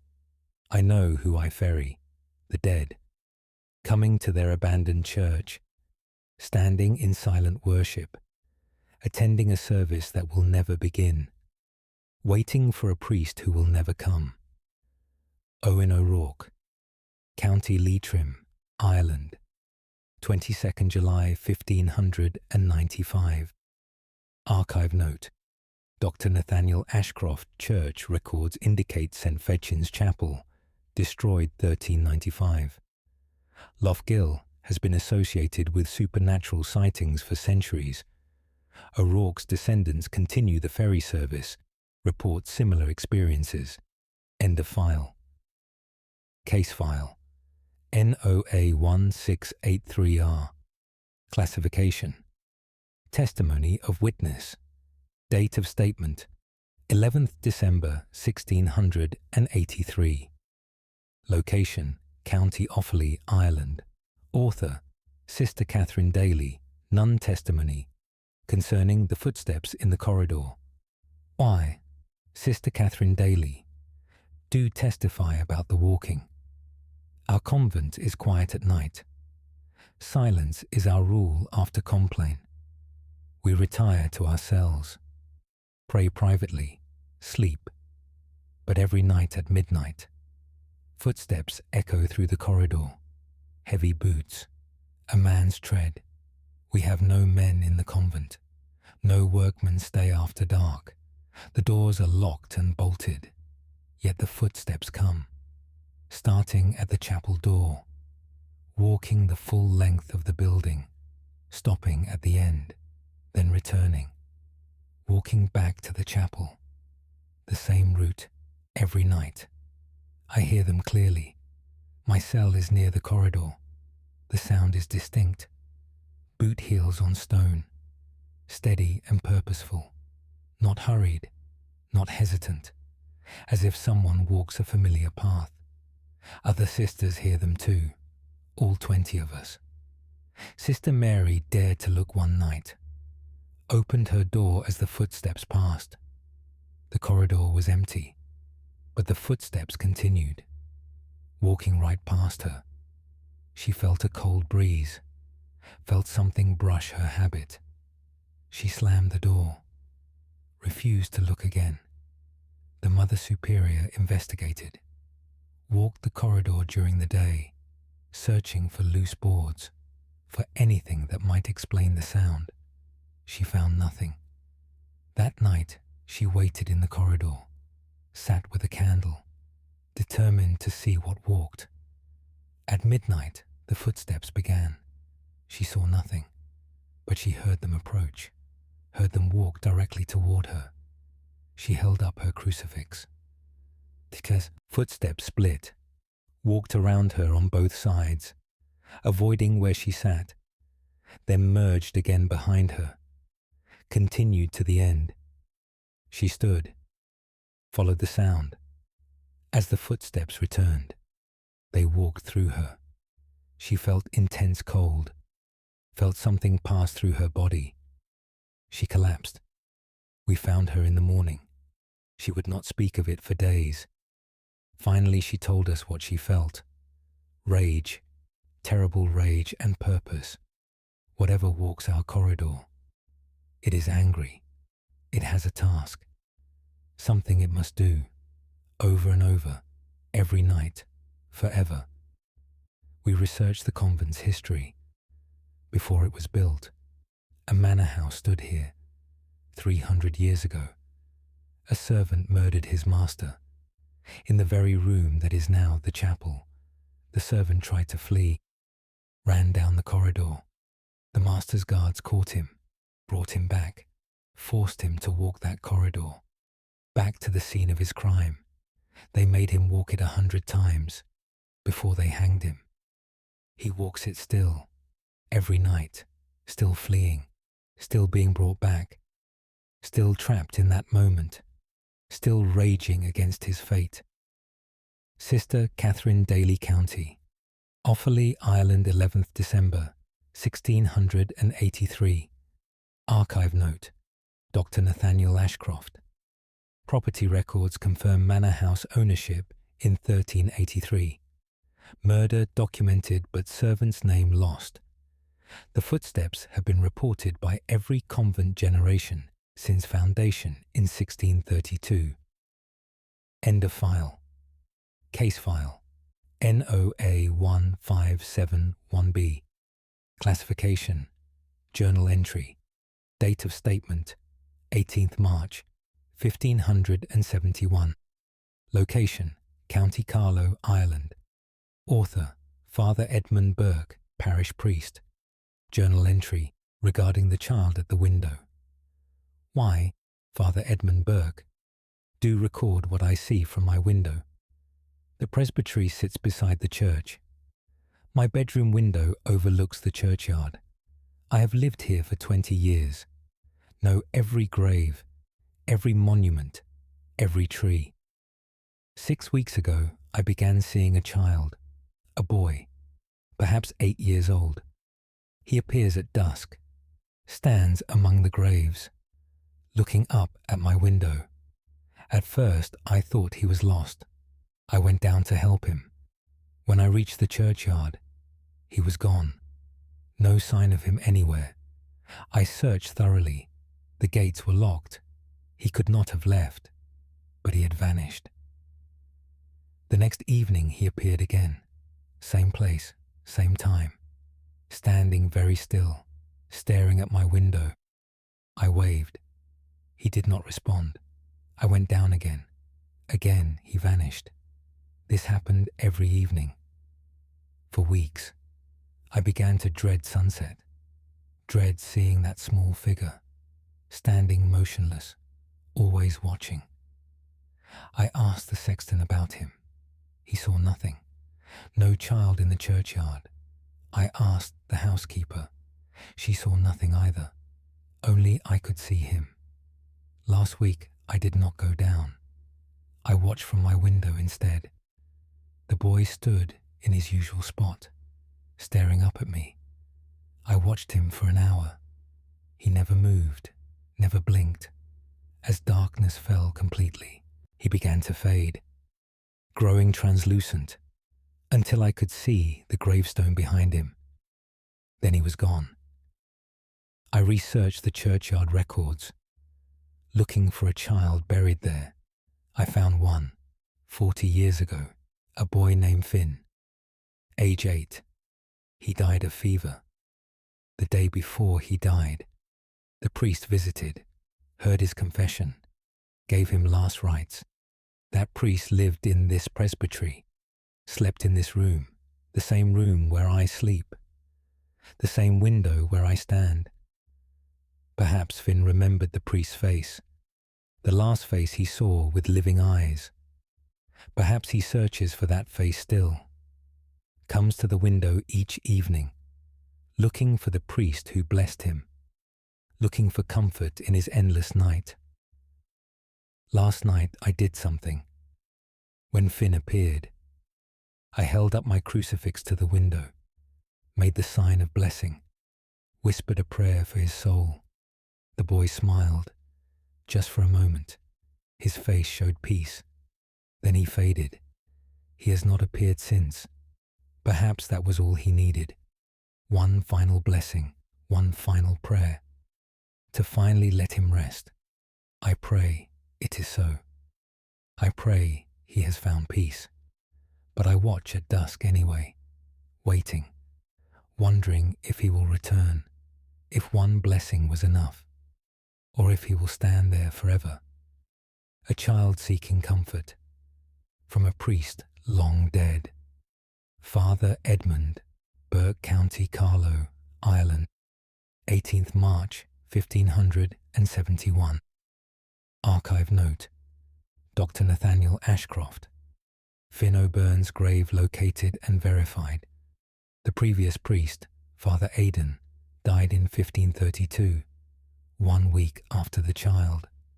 Burke reported no further sightings. The presbytery burned in 1599. End of file. Case file NOA 1658. N classification. Constable's report. Date of statement 25th August 1658. Location County Westmeath, Ireland. Author Constable James Mulligan. Report on the fire that will not burn. I, Constable James Mulligan, do report an impossible sight. I was called to a farmhouse near Mullingar. The farmer reported fire. I arrived expecting to find damage, perhaps a barn burning. Instead, the farmer led me to a field, pointed at a spot of bare earth, said that was where the fire burned. I saw nothing, no flames, no smoke, no scorched ground. I told him I saw no fire. He insisted it was there, said it burned every night for the past month. His wife confirmed it. His 3 children confirmed it. All 5 saw the same fire. I thought them mad or lying, but they seemed sincere, genuinely frightened. I agreed to return that evening to see what they claimed. I arrived at dusk with 2 other constables. We waited in the farmyard. As darkness fell, the farmer grew agitated, said it was nearly time. At full dark, he pointed at the field. I saw nothing. The other constables saw nothing. But the farmer and his family, they saw flames, described them in detail. A fire 10 feet across, burning bright, right in the center of the field. They saw it clearly. We saw only empty ground. The farmer's son, a boy of 12, walked toward the fire. I watched him. He approached the bare earth, stopped, backed away quickly, said the heat was too intense. But I felt nothing, no warmth at all. I walked to where he said the fire burned, stood in the center. The family shouted warnings, said I would burn. I felt nothing. Cool night air, nothing more. The farmer was terrified, said I stood in the middle of the flames, said I should be burning. His wife fainted. I walked back unharmed. We questioned them separately. Each described the same fire, same size, same location, same brightness. But only they could see it. I researched the property's history. 50 years ago, a family died there, burned in their home. 5 people. Father, mother, 3 children. The house stood in that field, where the family now saw fire. The fire that killed them started at night. They were trapped. All 5 died in the flames. The farmer who bought the land also has 5 family members. Father, mother, 3 children. The same number as those who died. I believe the dead family shares their death with the living, shows them the fire, makes them see what they saw, makes them feel what they felt. The living family abandoned the farm. The land stands empty now. But other families have tried to settle there. Those with 5 members see the fire. Those with other numbers see nothing. The dead are particular. They show their death only to those who match them, only to families that mirror what they were. Constable James Mulligan, County Westmeath, Ireland, 25th August, 1658 archive note. Dr. Nathaniel Ashcroft. Fire deaths documented in 1608. Family name Walsh.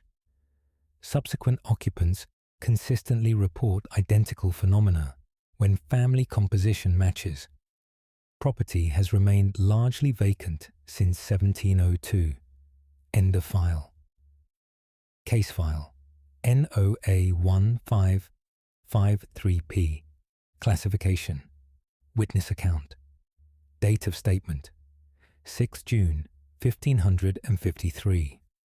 Location County Fermanagh, Ireland. Author Brother Lorcan Cassidy, monk. Account of the singing in the lake. I, Brother Lorcan Cassidy, do account for the voices in Lough Erne. I live as a hermit on an island, in the middle of the Lough. A stone cell and a small garden.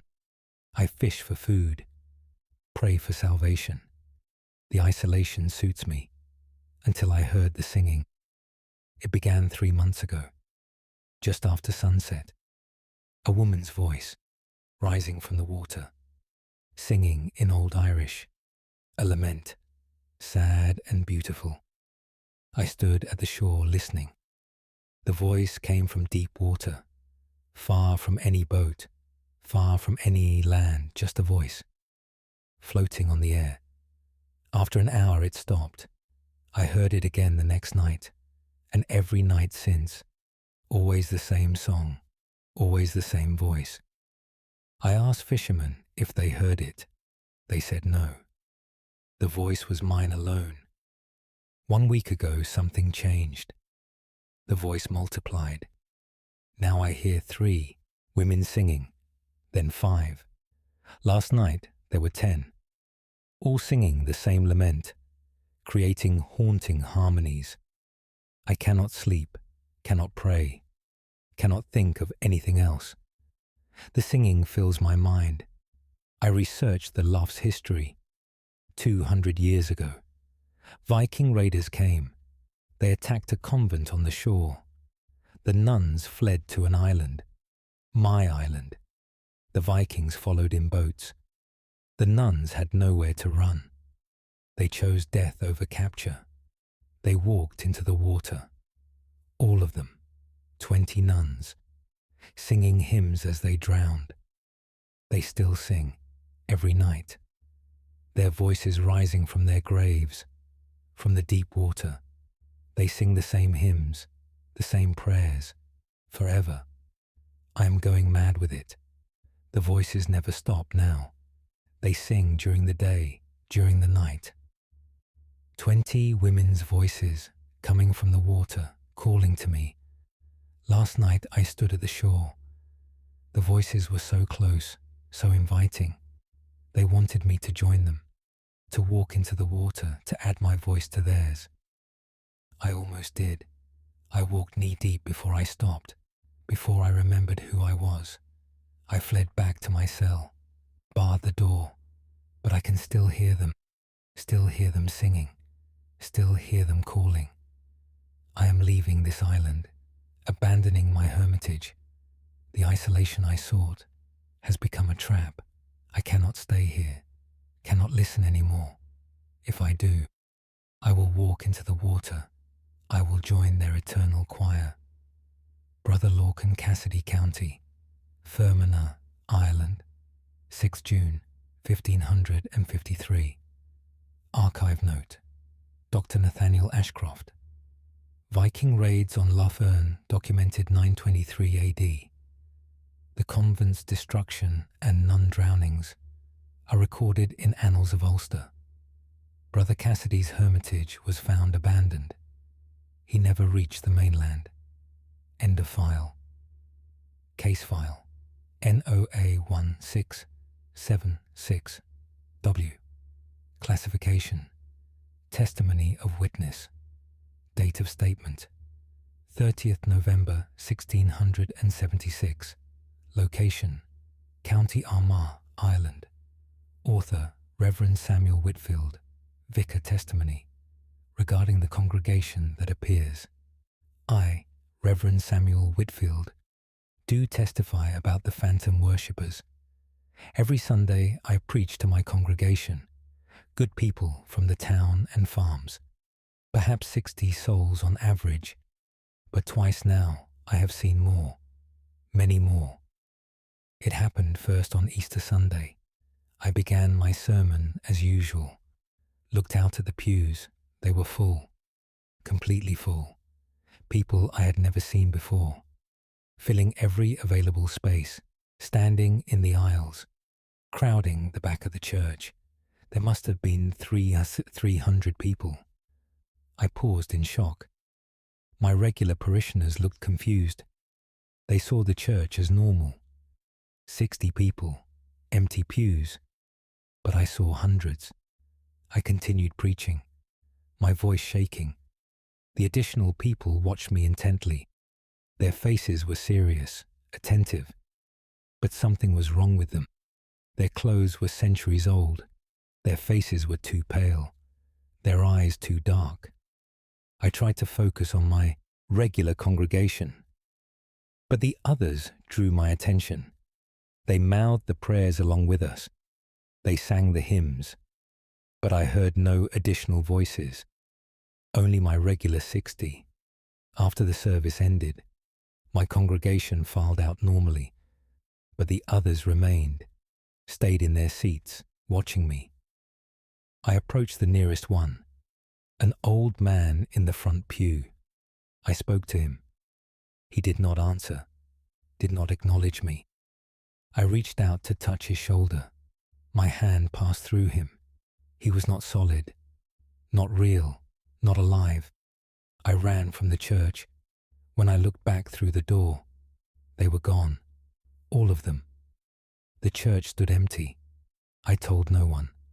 Thought perhaps I had been ill, feverish, hallucinating. But it happened again last Sunday. The same phantom congregation. Even more this time. 400 at least. Filling the church beyond capacity, standing shoulder to shoulder. This time I studied them carefully, tried to understand what I saw. Their lips moved during prayers, but no sound came. They rose and sat with the liturgy, but made no noise, no footsteps, no rustling clothes. They were silent participants, watching, praying, worshipping. After the service, I remained, watched them. They sat for an hour, then slowly faded, becoming translucent, then invisible, until the church was empty. I searched the church records, found something disturbing. 300 years ago, during persecution, Catholics worshipped here in secret, before the Reformation, before the church was seized. Hundreds came, risking death to attend Mass, to receive sacraments, to practice their forbidden faith. Many were caught, many died, but they kept coming, kept worshipping, until it was no longer safe, until the church was taken from them. I believe they return. On holy days, Easter and Christmas, they come back to their church, fill the pews again, worship as they once did, silent and unseen, but present, always present. Reverend Samuel Whitfield, County Armagh, Ireland, 30th November, 1676. Archive note: Dr. Nathaniel Ashcroft. Church seized from Catholic ownership in 1537. Persecution records document numerous arrests. Whitfield's successor reported similar visions. The phenomenon continues on major feast days according to later accounts. End of file. Case file NOA 15559V. Classification: Testimony of witness. Date of statement: 24th September 1559. Location: County Tyrone, Ireland.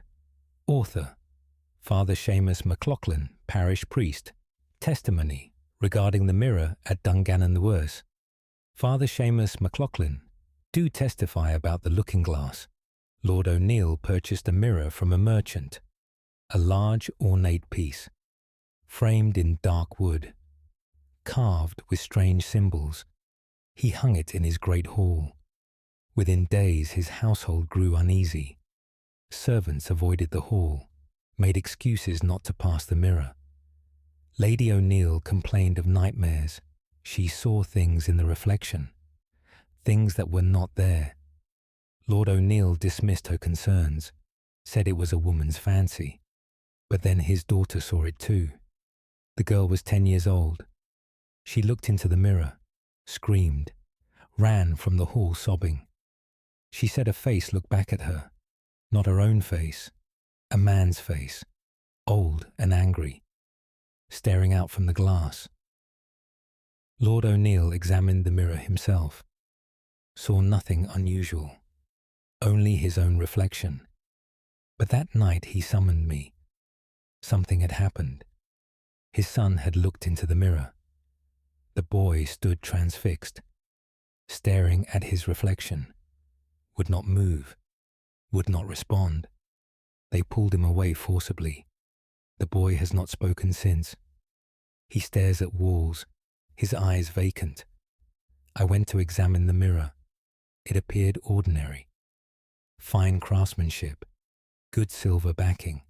I looked into it, saw my own face. Then something moved behind my reflection, a shadow, passing behind me. I turned quickly. Nothing there. The great hall was empty. I looked back at the mirror. The shadow was still there, moving in the reflection. A figure in dark robes, walking behind where I stood. I watched it cross the reflected room, stop at the reflected doorway, turn to face me. I could not see features, only darkness beneath the hood. It raised one hand, pointed at me. I stepped back from the mirror. The figure remained, still pointing. I covered the mirror with cloth. Immediately, the room felt warmer, lighter. The oppressive feeling lifted. I researched the mirror's origin. The merchant bought it from an estate sale. The previous owner was an alchemist. He died in his laboratory, found dead before this very mirror, his face frozen in terror. Witnesses said his reflection remained in the mirror. even after his body was removed. For 3 days his reflection stood there, staring out. Then it faded. But something else appeared. The hooded figure. The alchemist's final experiment. Whatever he summoned, whatever he brought through, it remains in the mirror, trapped in the glass, staring out at our world, trying to reach through. I advised Lord O'Neill to destroy it. He refused, said it was valuable. He locked it in a storage room instead. But servants report sounds from that room, whispering, tapping on glass, from the inside, as if something knocks, trying to break through, trying to escape its silver prison. Father Seamus McLaughlin County, Tyrone, Ireland, 24th September, 1559. Archive note. Dr. Nathaniel Ashcroft. The alchemist was Marcus Blackwood, died 1558. His laboratory notes mention threshold experiments. The mirror's current location is unknown. O'Neill's son never recovered speech. End of file. Case file NOA 1692H. Classification. Medical report. Date of statement 3rd February 1692. Location County Kildare, Ireland. Author Dr. Abraham Walsh, Physician Medical Report. Concerning the sleepers at Kildare 1. Dr. Abraham Walsh, do report an epidemic of sleep. 12 people fell into deep sleep, all within the same week, all from the same parish. No connection between them otherwise. Different ages, occupations, families, but all fell asleep and would not wake. I was called to examine them, found them in their homes, each lying in bed, eyes closed, breathing shallow, pulse slow but steady. They appeared peaceful, as if in natural sleep, but they would not wake, not to loud noise, not to physical stimulation, not to any method I attempted. I tested for poison, for disease, for any natural cause, found nothing. Their bodies were healthy, but their minds were elsewhere. One woman's husband told me something strange. He said she smiled in her sleep, laughed sometimes, spoke words he could not understand, as if having pleasant dreams. I observed this myself. The sleepers were not unconscious. They were dreaming, all of them. Their eyes moved beneath closed lids. Their faces showed emotion, smiles, frowns, surprise, but they remained asleep. I asked family members if they noticed anything unusual. All 12 sleepers had done the same thing the day before falling asleep.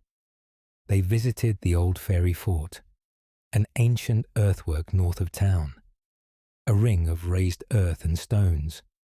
Local people avoid it, consider it unlucky. But these 12 went there, some out of curiosity, some on dares, some by accident while walking. All 12 entered the ring. All 12 fell asleep the next day. I went to examine the site. The ring was perhaps 50 feet across, grass-covered mound with stones. Nothing remarkable, but the air inside felt different, heavy somehow. I walked the perimeter, found something carved on a stone, old Irish script, worn nearly smooth by time. I copied it down, showed it to a scholar. He translated it, a warning. Those who enter the dream circle walk in the land of the Sidhe, they may not return. The Sidhe are the fairy folk, ancient spirits of Ireland. The scholar said the earthwork was sacred to them, a doorway to their realm. Those who entered uninvited were taken into their world. Their bodies remained here, but their spirits wandered elsewhere, in the land of eternal feast and music. where time does not pass, where pleasure never ends. The sleepers did not want to wake. Why would they? They were in paradise. The families grew desperate.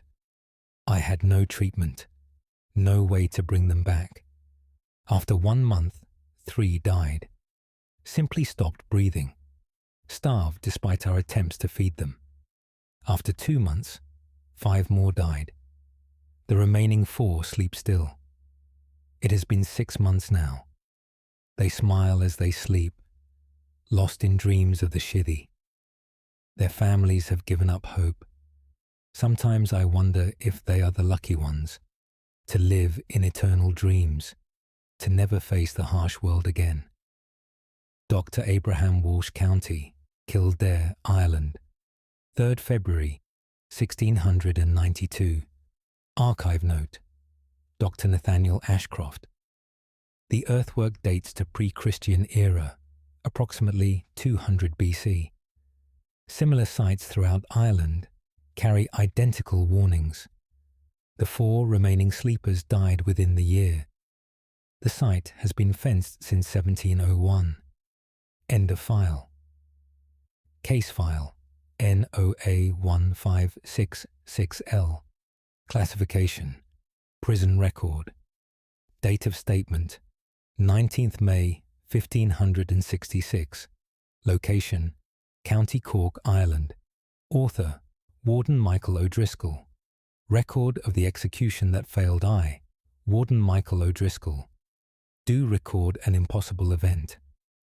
We were to hang a woman named Siobhan Keane, convicted of witchcraft. She cursed her accusers during the trial, said she would return, said death would not hold her. The magistrate sentenced her to hang. The execution was set for dawn. I supervised the preparation, ensured the rope was strong, the gallows properly built, everything checked twice. Siobhan walked to the scaffold calmly. No fear showed on her face. The priest offered last rites. She refused them.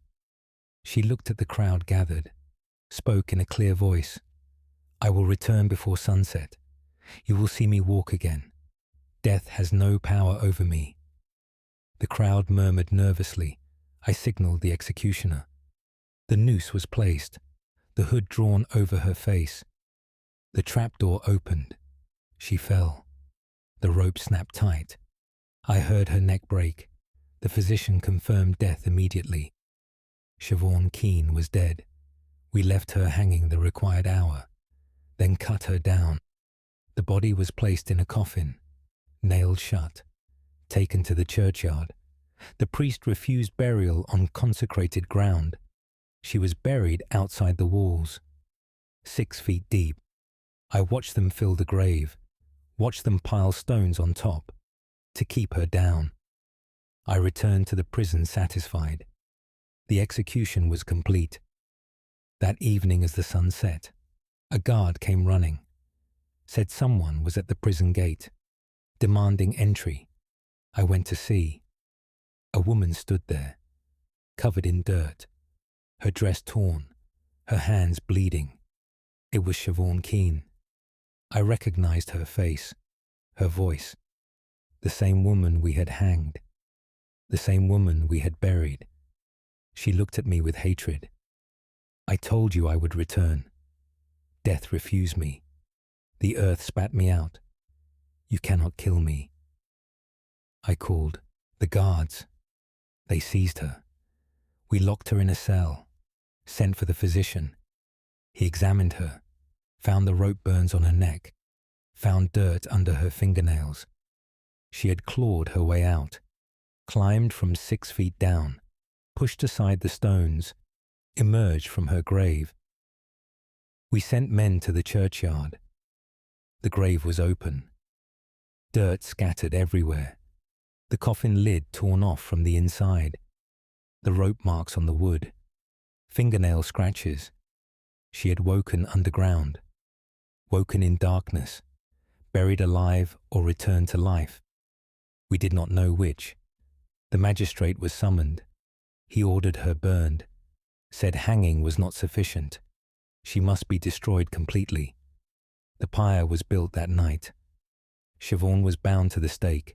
She did not struggle, only smiled.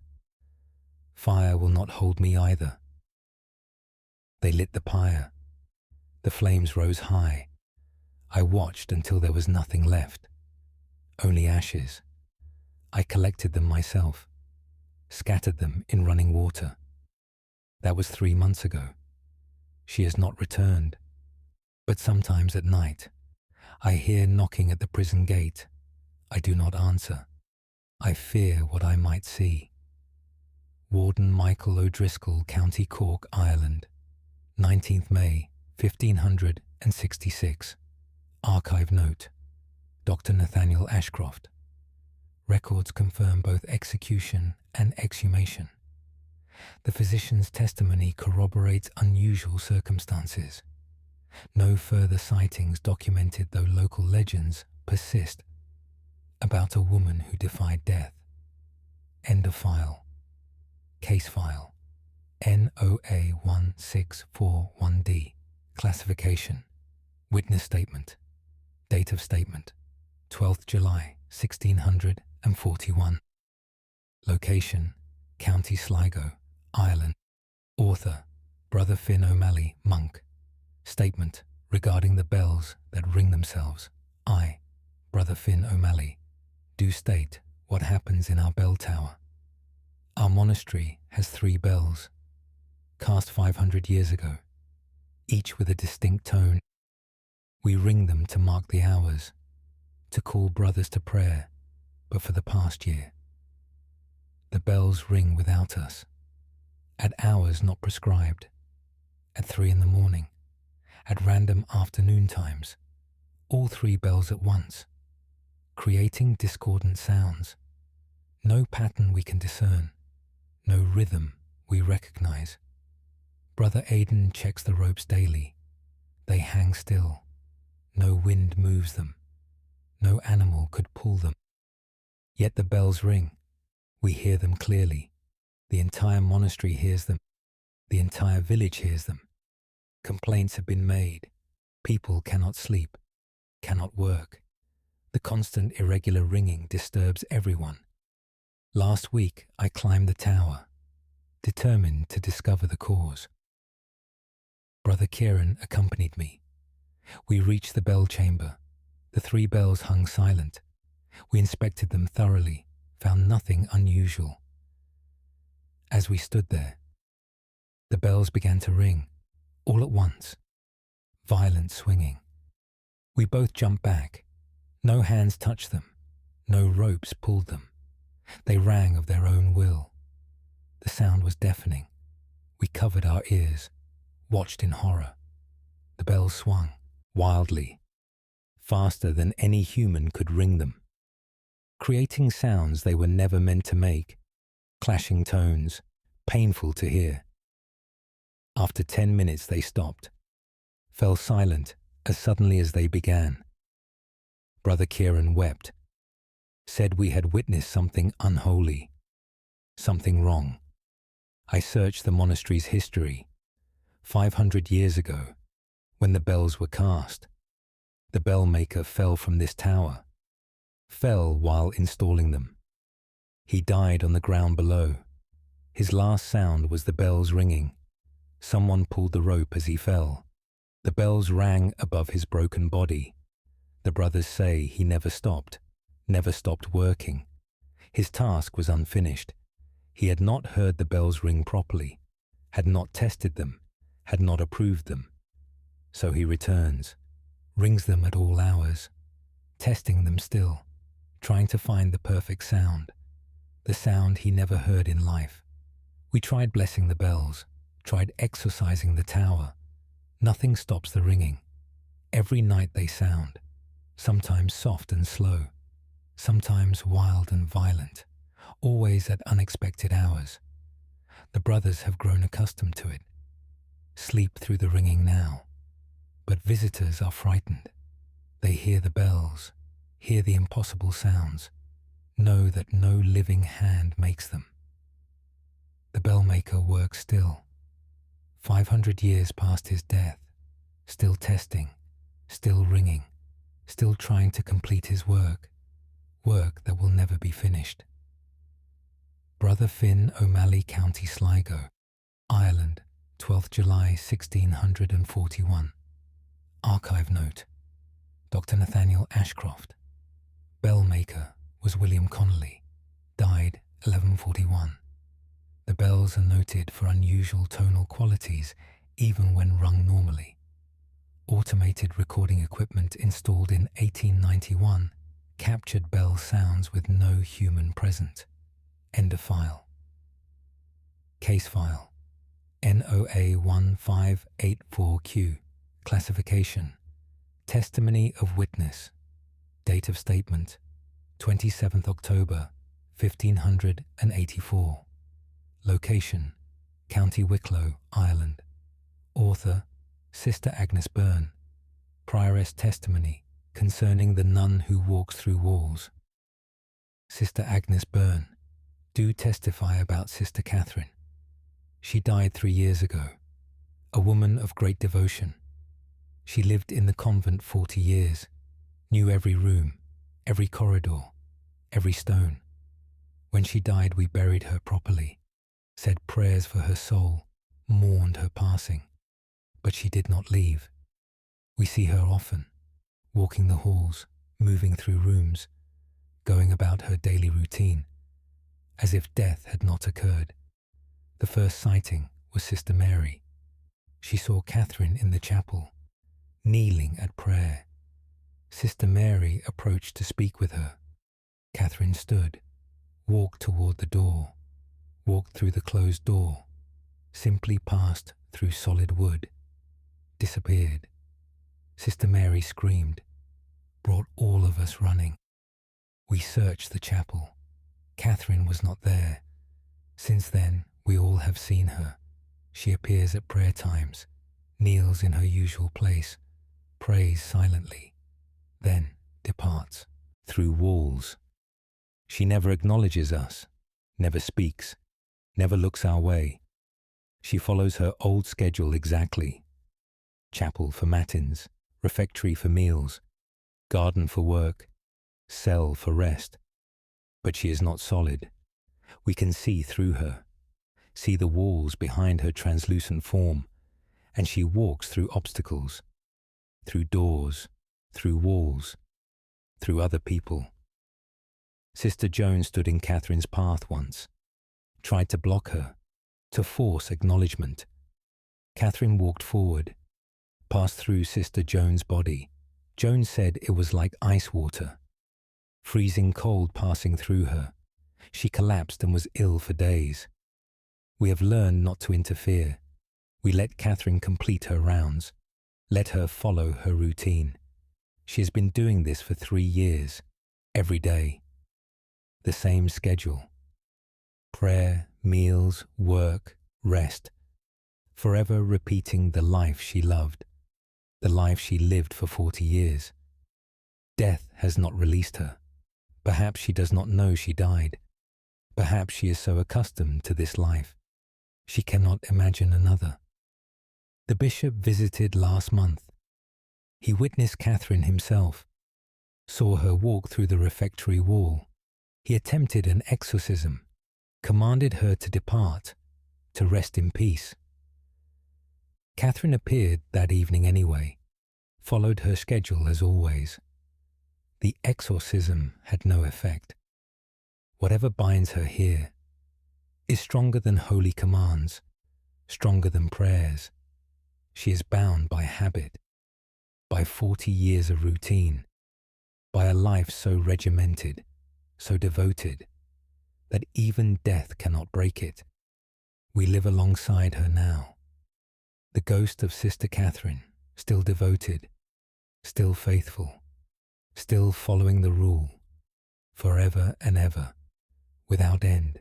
Sister Agnes, Byrne County, Wicklow, Ireland, 27th October, 1584. Archive note: Dr. Nathaniel Ashcroft. Catherine Walsh's burial is documented. Multiple witnesses over 3 years provided consistent descriptions. Similar cases appear in extremely regimented religious communities. The phenomenon reportedly ended in 1627, when the convent was dissolved. End of file. Case file NOA 1657M. Classification: Constable's report. Date of statement: 4th March 1657. Location: County Kilkenny, Ireland. Author: Constable William Butler. Report concerning the laughter in the forest. I, Constable William Butler, do report the disturbance at Oldwood. Travellers on the North Road reported strange sounds. Laughter coming from the forest. At night, many people heard it. High-pitched laughter, like a woman or child. It frightened them, made them hurry past. Some refused to travel that road after dark. I investigated with Constable Davis. We waited near the forest at dusk. As darkness fell, we heard it. Laughter, clear and bright, coming from deep within the trees. It sounded joyful, like someone delighted, having tremendous fun. We entered the forest, followed the sound. It moved as we moved, always ahead of us, always out of sight. We pursued it for an hour. The laughter continued, leading us deeper. We reached a clearing. The laughter surrounded us, coming from all directions, but no one was there. We stood back to back, searched the darkness. The laughter grew louder, multiple voices now, men, women, children, all laughing together. The sound was wrong, too loud, too intense, not natural laughter, mocking laughter. Davis drew his pistol, demanded they show themselves. The laughter stopped abruptly. Silence fell. We waited. Nothing. We began walking back. The laughter started again. Behind us now. Following us. Getting closer. We walked faster. The laughter matched our pace. We ran. The laughter ran with us, right behind us. I felt breath on my neck. Cold breath. We burst from the forest onto the road. The laughter stopped at the tree line, as if an invisible wall prevented it from leaving. We stood gasping, looking back at the dark trees, heard the laughter recede, fade back into the forest depths. I researched the forest's history. 200 years ago, a travelling troupe of performers, actors and musicians, they camped in that clearing.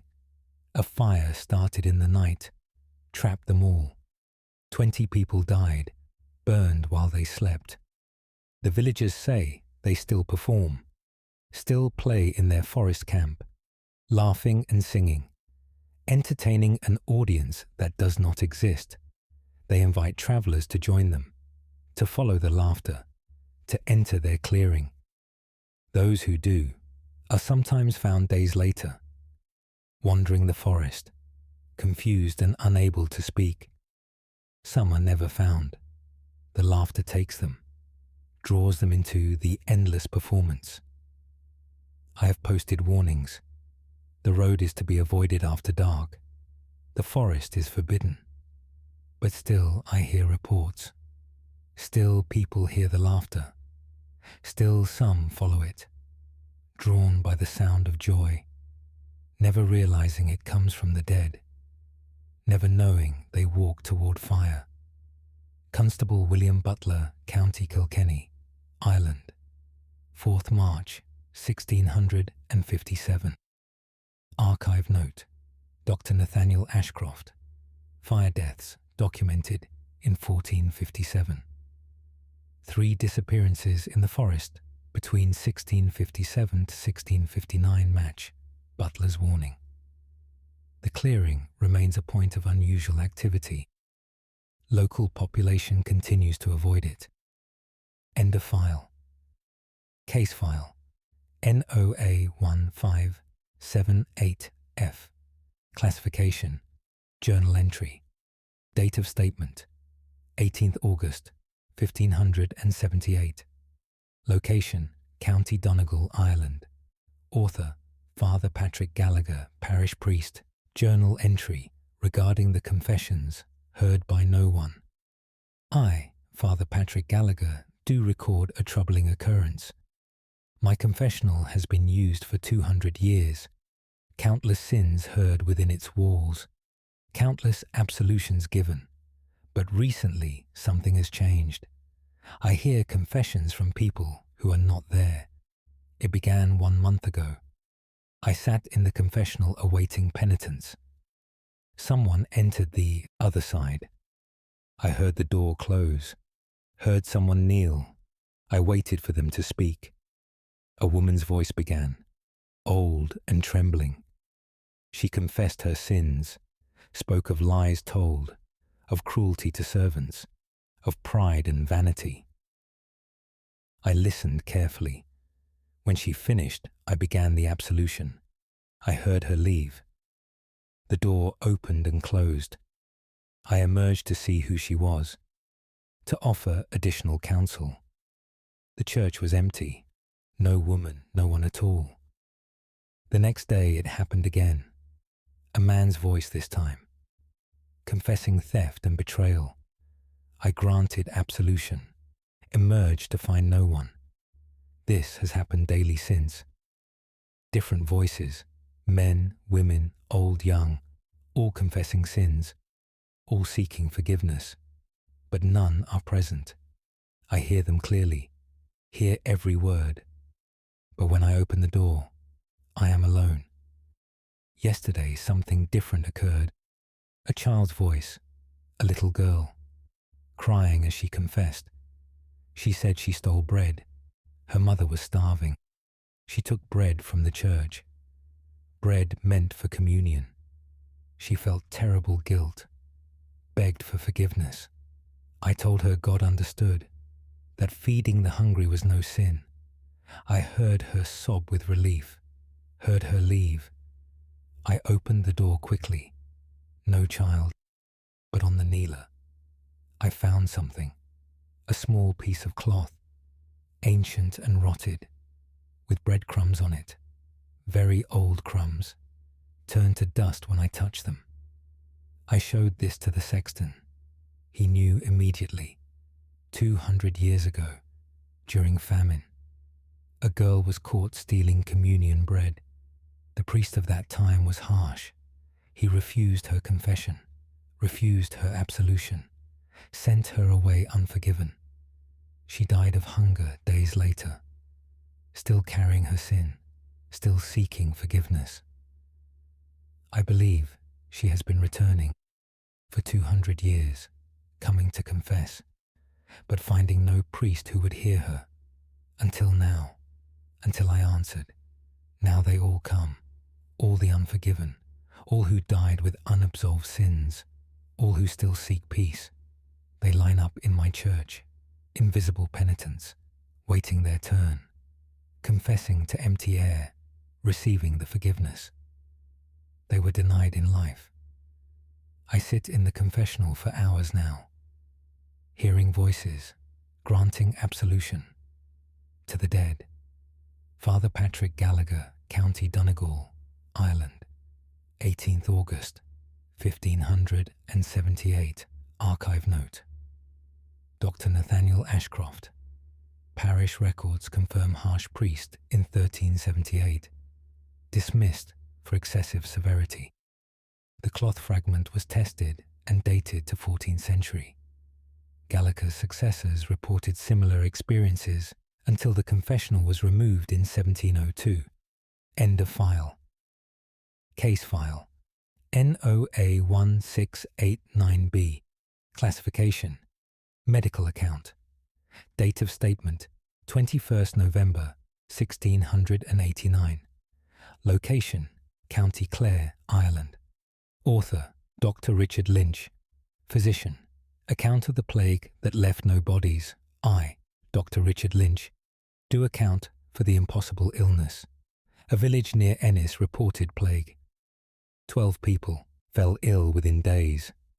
I travelled there expecting the worst. prepared for mass casualties. What I found made no medical sense. The ill lay in their beds, fevered and delirious, covered in dark marks, marks that looked like plague spots.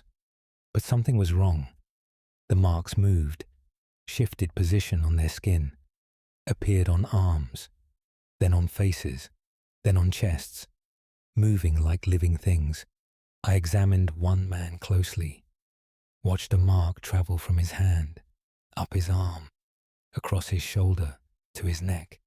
It moved visibly, like something crawling beneath his skin.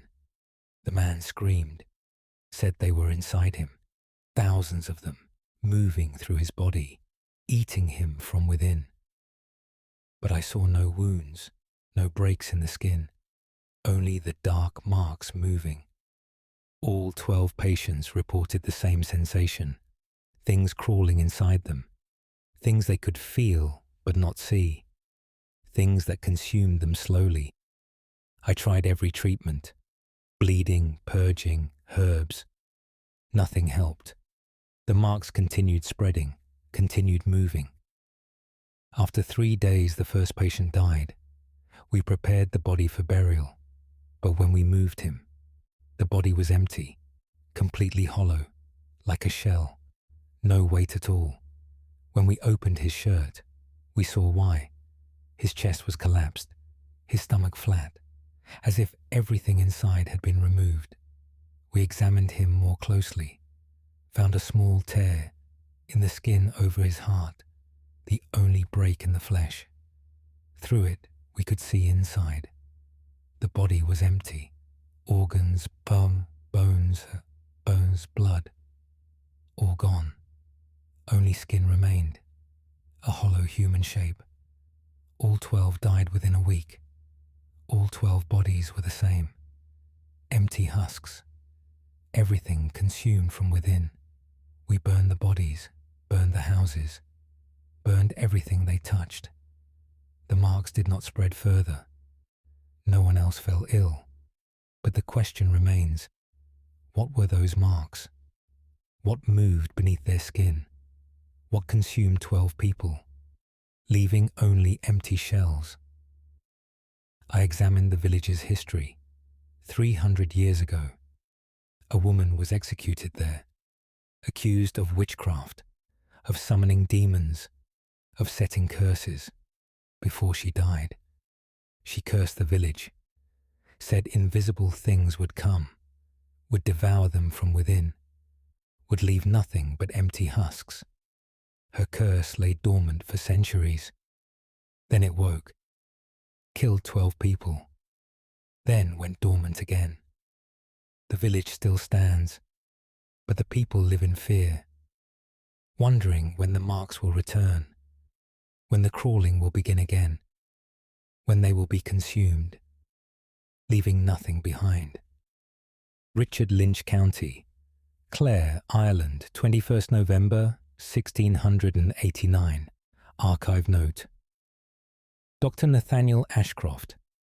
Execution records confirm Margaret Doherty.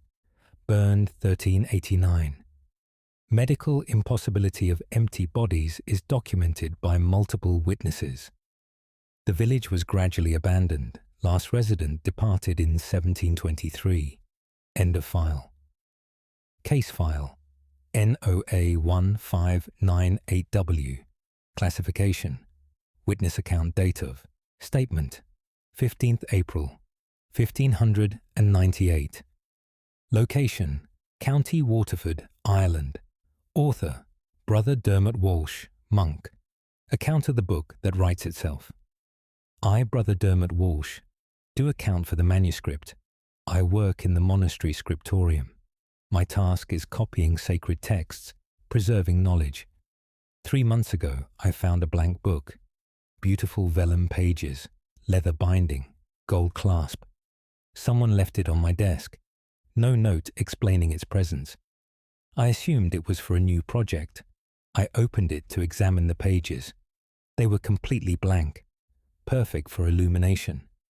I set it aside to use later.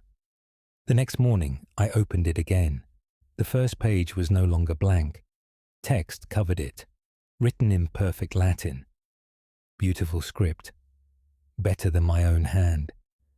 Better than any scribe's hand. I assumed a brother had begun work on it, but I could not identify the handwriting. It matched no one's in the monastery. I showed it to the abbot. He denied assigning the work, denied any knowledge of the text. He ordered me to continue watching it. The next morning, another page was filled. The text continued from where it stopped. No break, no error, as if written in one session. But I had locked the scriptorium. I had the only key. No one could have entered. I stayed awake that night, watching the book. At midnight, the quill on my desk moved by itself, dipped into ink, began writing on the next blank page. I watched in horror. No hand held it. It moved alone, writing quickly, filling the page with perfect script. I tried to grab it. It continued writing, moving away from my hand. When the page was full, it set itself down, placed itself precisely back in its holder. I examined the text. It was a chronicle, a history of the monastery, recording events from 500 years ago, events before my time, before anyone's time, details no living person knew, names of long-dead brothers, dates of forgotten incidents, descriptions of life centuries past. The abbot compared it to old records. Everything was accurate, perfectly accurate. How could the book know these things? The writing continued nightly. Each morning more pages filled. The chronicle moved forward through time, recording everything, births and deaths, prayers and sins, joys and sorrows, all written by an invisible hand. Last week, the chronicle reached present day. It recorded events from yesterday, events only we knew, private conversations, secret thoughts, things said in confession. The abbot was horrified. He ordered the book sealed, locked away. But that night we heard sounds from the locked chest, scratching, the sound of quill on vellum. We opened it. The book had filled 3 more pages, writing about us, about our fear, about our attempt to lock it away, recording our every action. The abbot ordered it burned. We built a fire in the courtyard, threw the book into the flames. It would not catch fire. The pages would not burn. The leather would not char. We threw it in a river. It washed ashore the next day, returned to the monastery.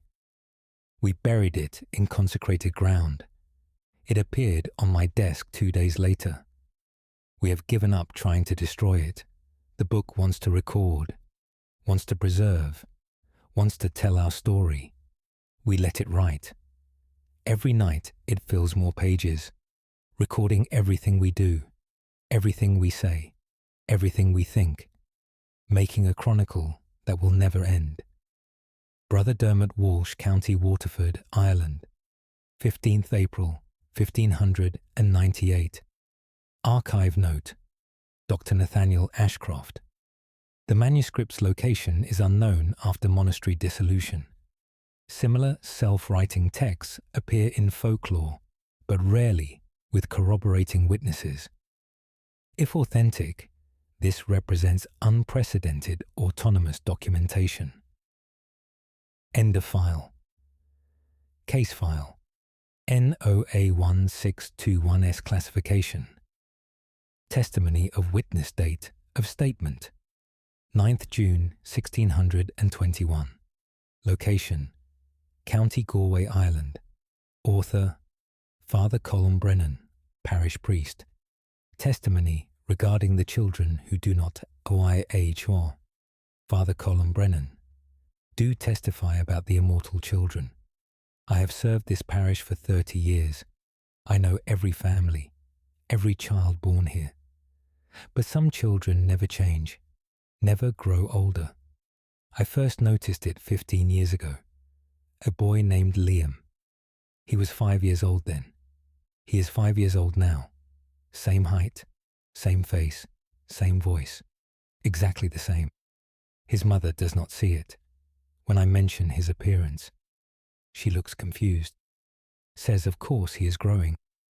Says he is nearly grown now. But I see a 5-year-old child. There are others. 3 more children. All frozen at young ages. All unchanged for over a decade.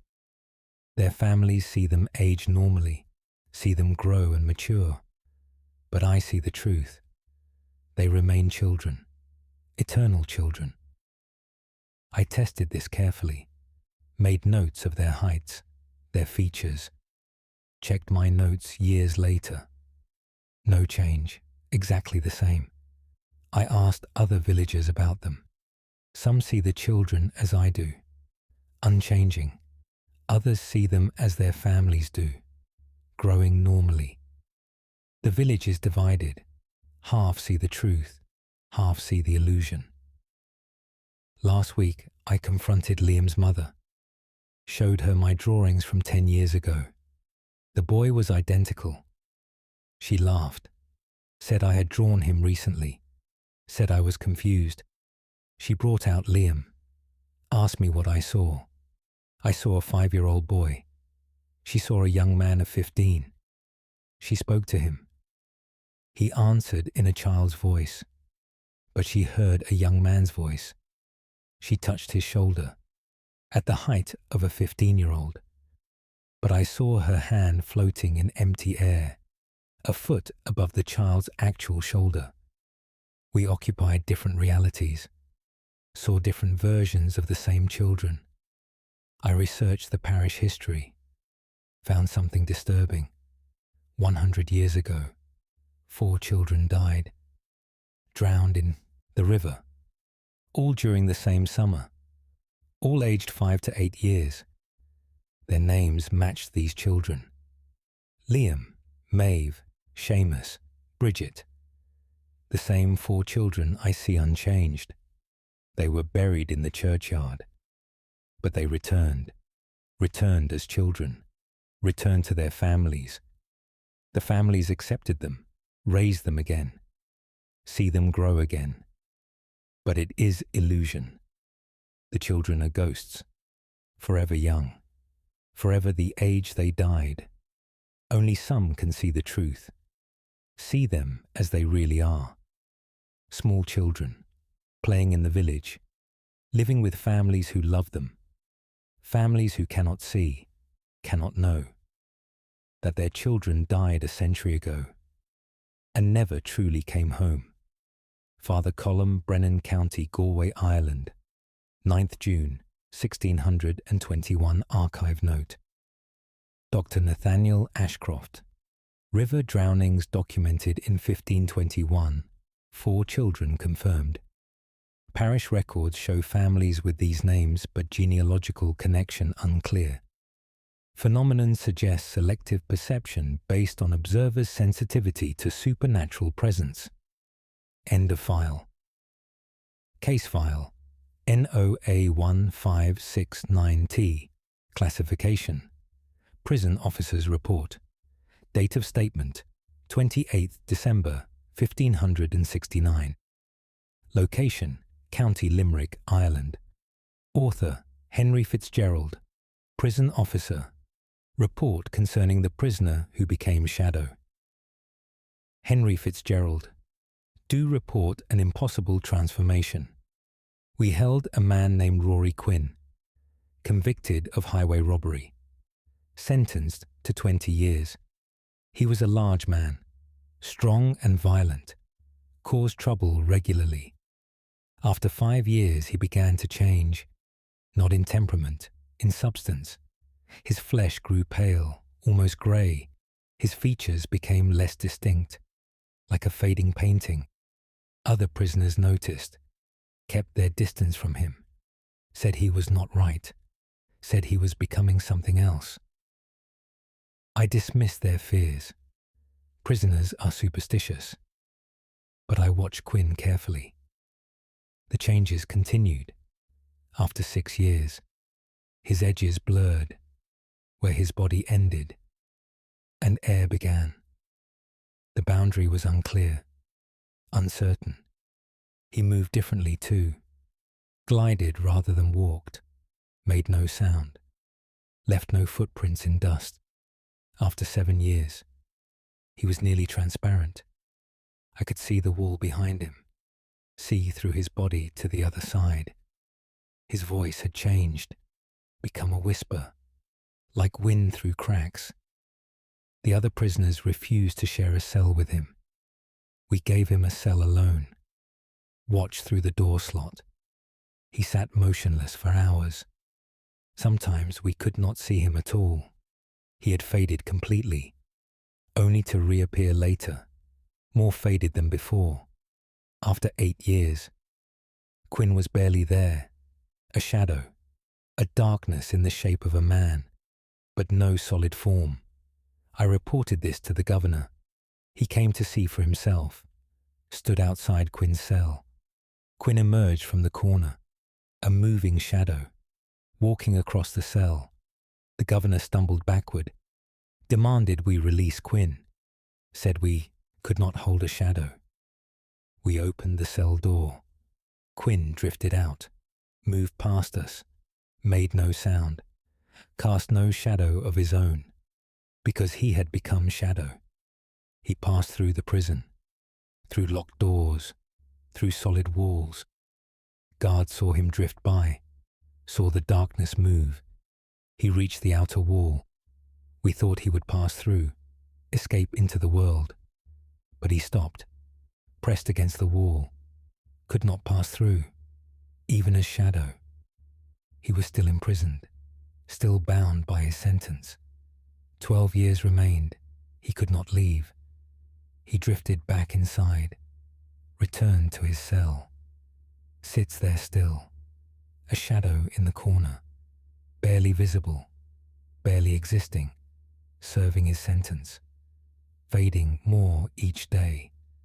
We do not know what he will become when the 20 years end.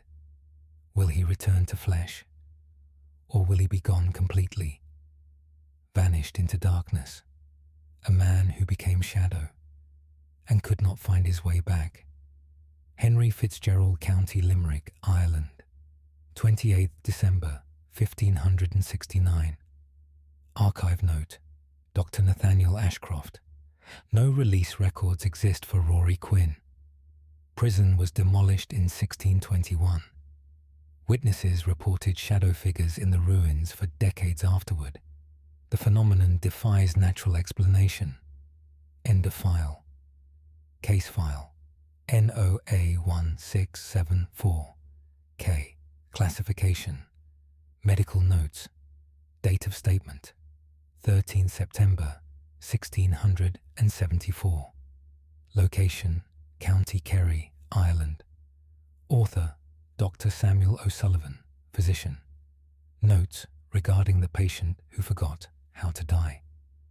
I, Dr. Samuel O'Sullivan, do record the case of Brendan Hogan, an elderly man of 90 years. He had been ill for months. Consumption. The disease ravaged his body. He should have died weeks ago, but he persisted.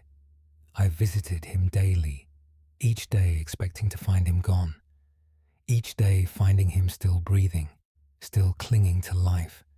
His family grew exhausted, waiting for the inevitable, keeping vigil day and night. Brendan could not eat, could not drink, could barely breathe, yet he lived. One night I was called urgently. Brendan had stopped breathing. His heart had stopped. He was finally dead. I confirmed it myself. No pulse, no breath, no life. I recorded the time of death, covered his body, offered condolences to the family. I left to make arrangements, returned 3 hours later. Brendan was sitting up, talking with his daughter. I examined him in shock. He had a heartbeat. He was breathing. He was alive. His daughter said he woke suddenly, gasped for air, sat up as if from sleep. Brendan looked at me confused, asked why everyone was crying. I could not explain. He had been dead, truly dead. This happened twice more that week. Each time his heart stopped, each time I confirmed death, each time he returned. Woke as if from sleep, confused about the tears. His family stopped calling me, stopped believing his deaths were real, stopped mourning. They waited. Brendan died and woke, 12 times, then 100 times. It became routine. He would stop breathing for hours, then suddenly restart, continue living. This went on for 6 months. I documented every episode, tried to understand, found no medical explanation. Brendan should have died, wanted to die, begged to die, but his body would not allow it, kept restarting, kept forcing him back. Finally, one morning, Brendan did not wake. His body remained still for 1 hour, then 2, then 12. After 24 hours, we dared to believe he was truly gone. We prepared for burial quickly, rushed the funeral, buried him before he could wake. His family stood at the grave, listening for sounds from below, fearing he would return, fearing they would hear his voice, calling from the earth. But silence remained. Brendan Hogan died, finally and completely, after dying 100 times before, after forgetting how, after his body refused release. He found death at last, or death finally found him.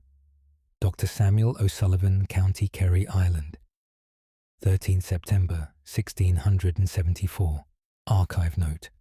Dr. Nathaniel Ashcroft. The repeated death confirmations are documented in O'Sullivan's journal.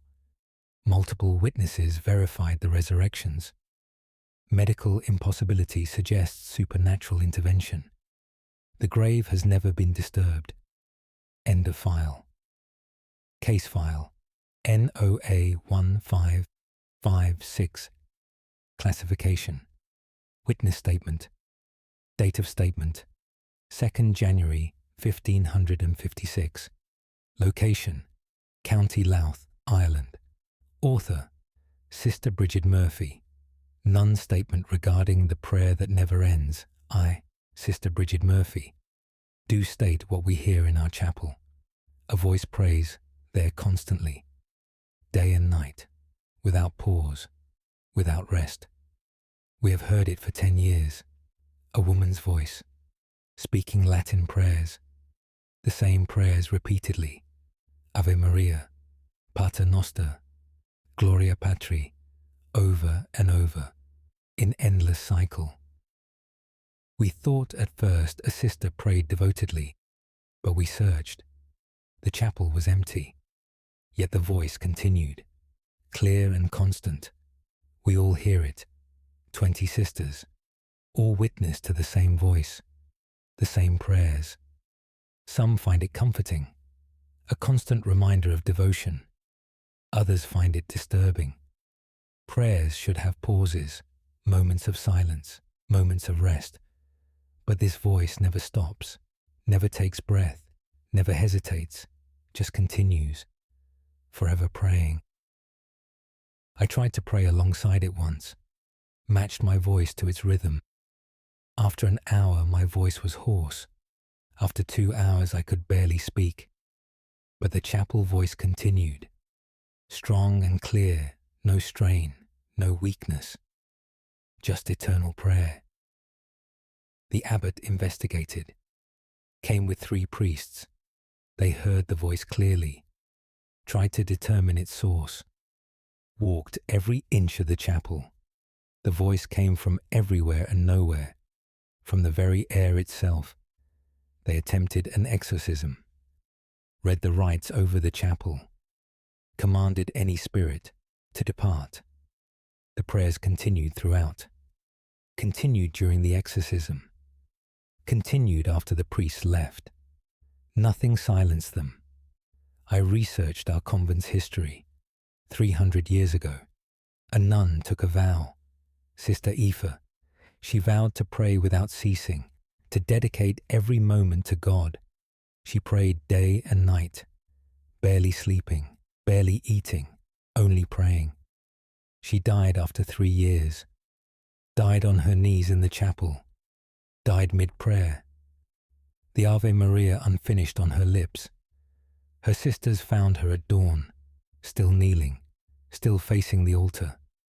They carried her body away, but her prayer remained, continued where she left off, finished the Ave Maria, then continued to the next prayer, and the next, forever. She vowed to pray without ceasing. Death did not release her from that vow. She prays still. 300 years of constant prayer, millions of repetitions, never stopping, never resting, fulfilling her vow for all eternity. Sister Bridget Murphy, County Louth, Ireland, 2nd January 1556. Archive note. Dr. Nathaniel Ashcroft. Sister Aoife's vow is documented in convent records from 1256. The continuous prayer has been heard by every generation since. Modern recording equipment captures the voice clearly. Analysis shows no repetition pattern. Each prayer is unique. End of file. Case closed to public record. The original document remains sealed within the vaults of the British Museum. The NOA archive remains committed to documenting phenomena that defy conventional understanding. These cases are submitted for academic review and further investigation. Further access requires written authorization or curiosity strong enough to ignore the warnings. Until next time, these are the National Occult Archives.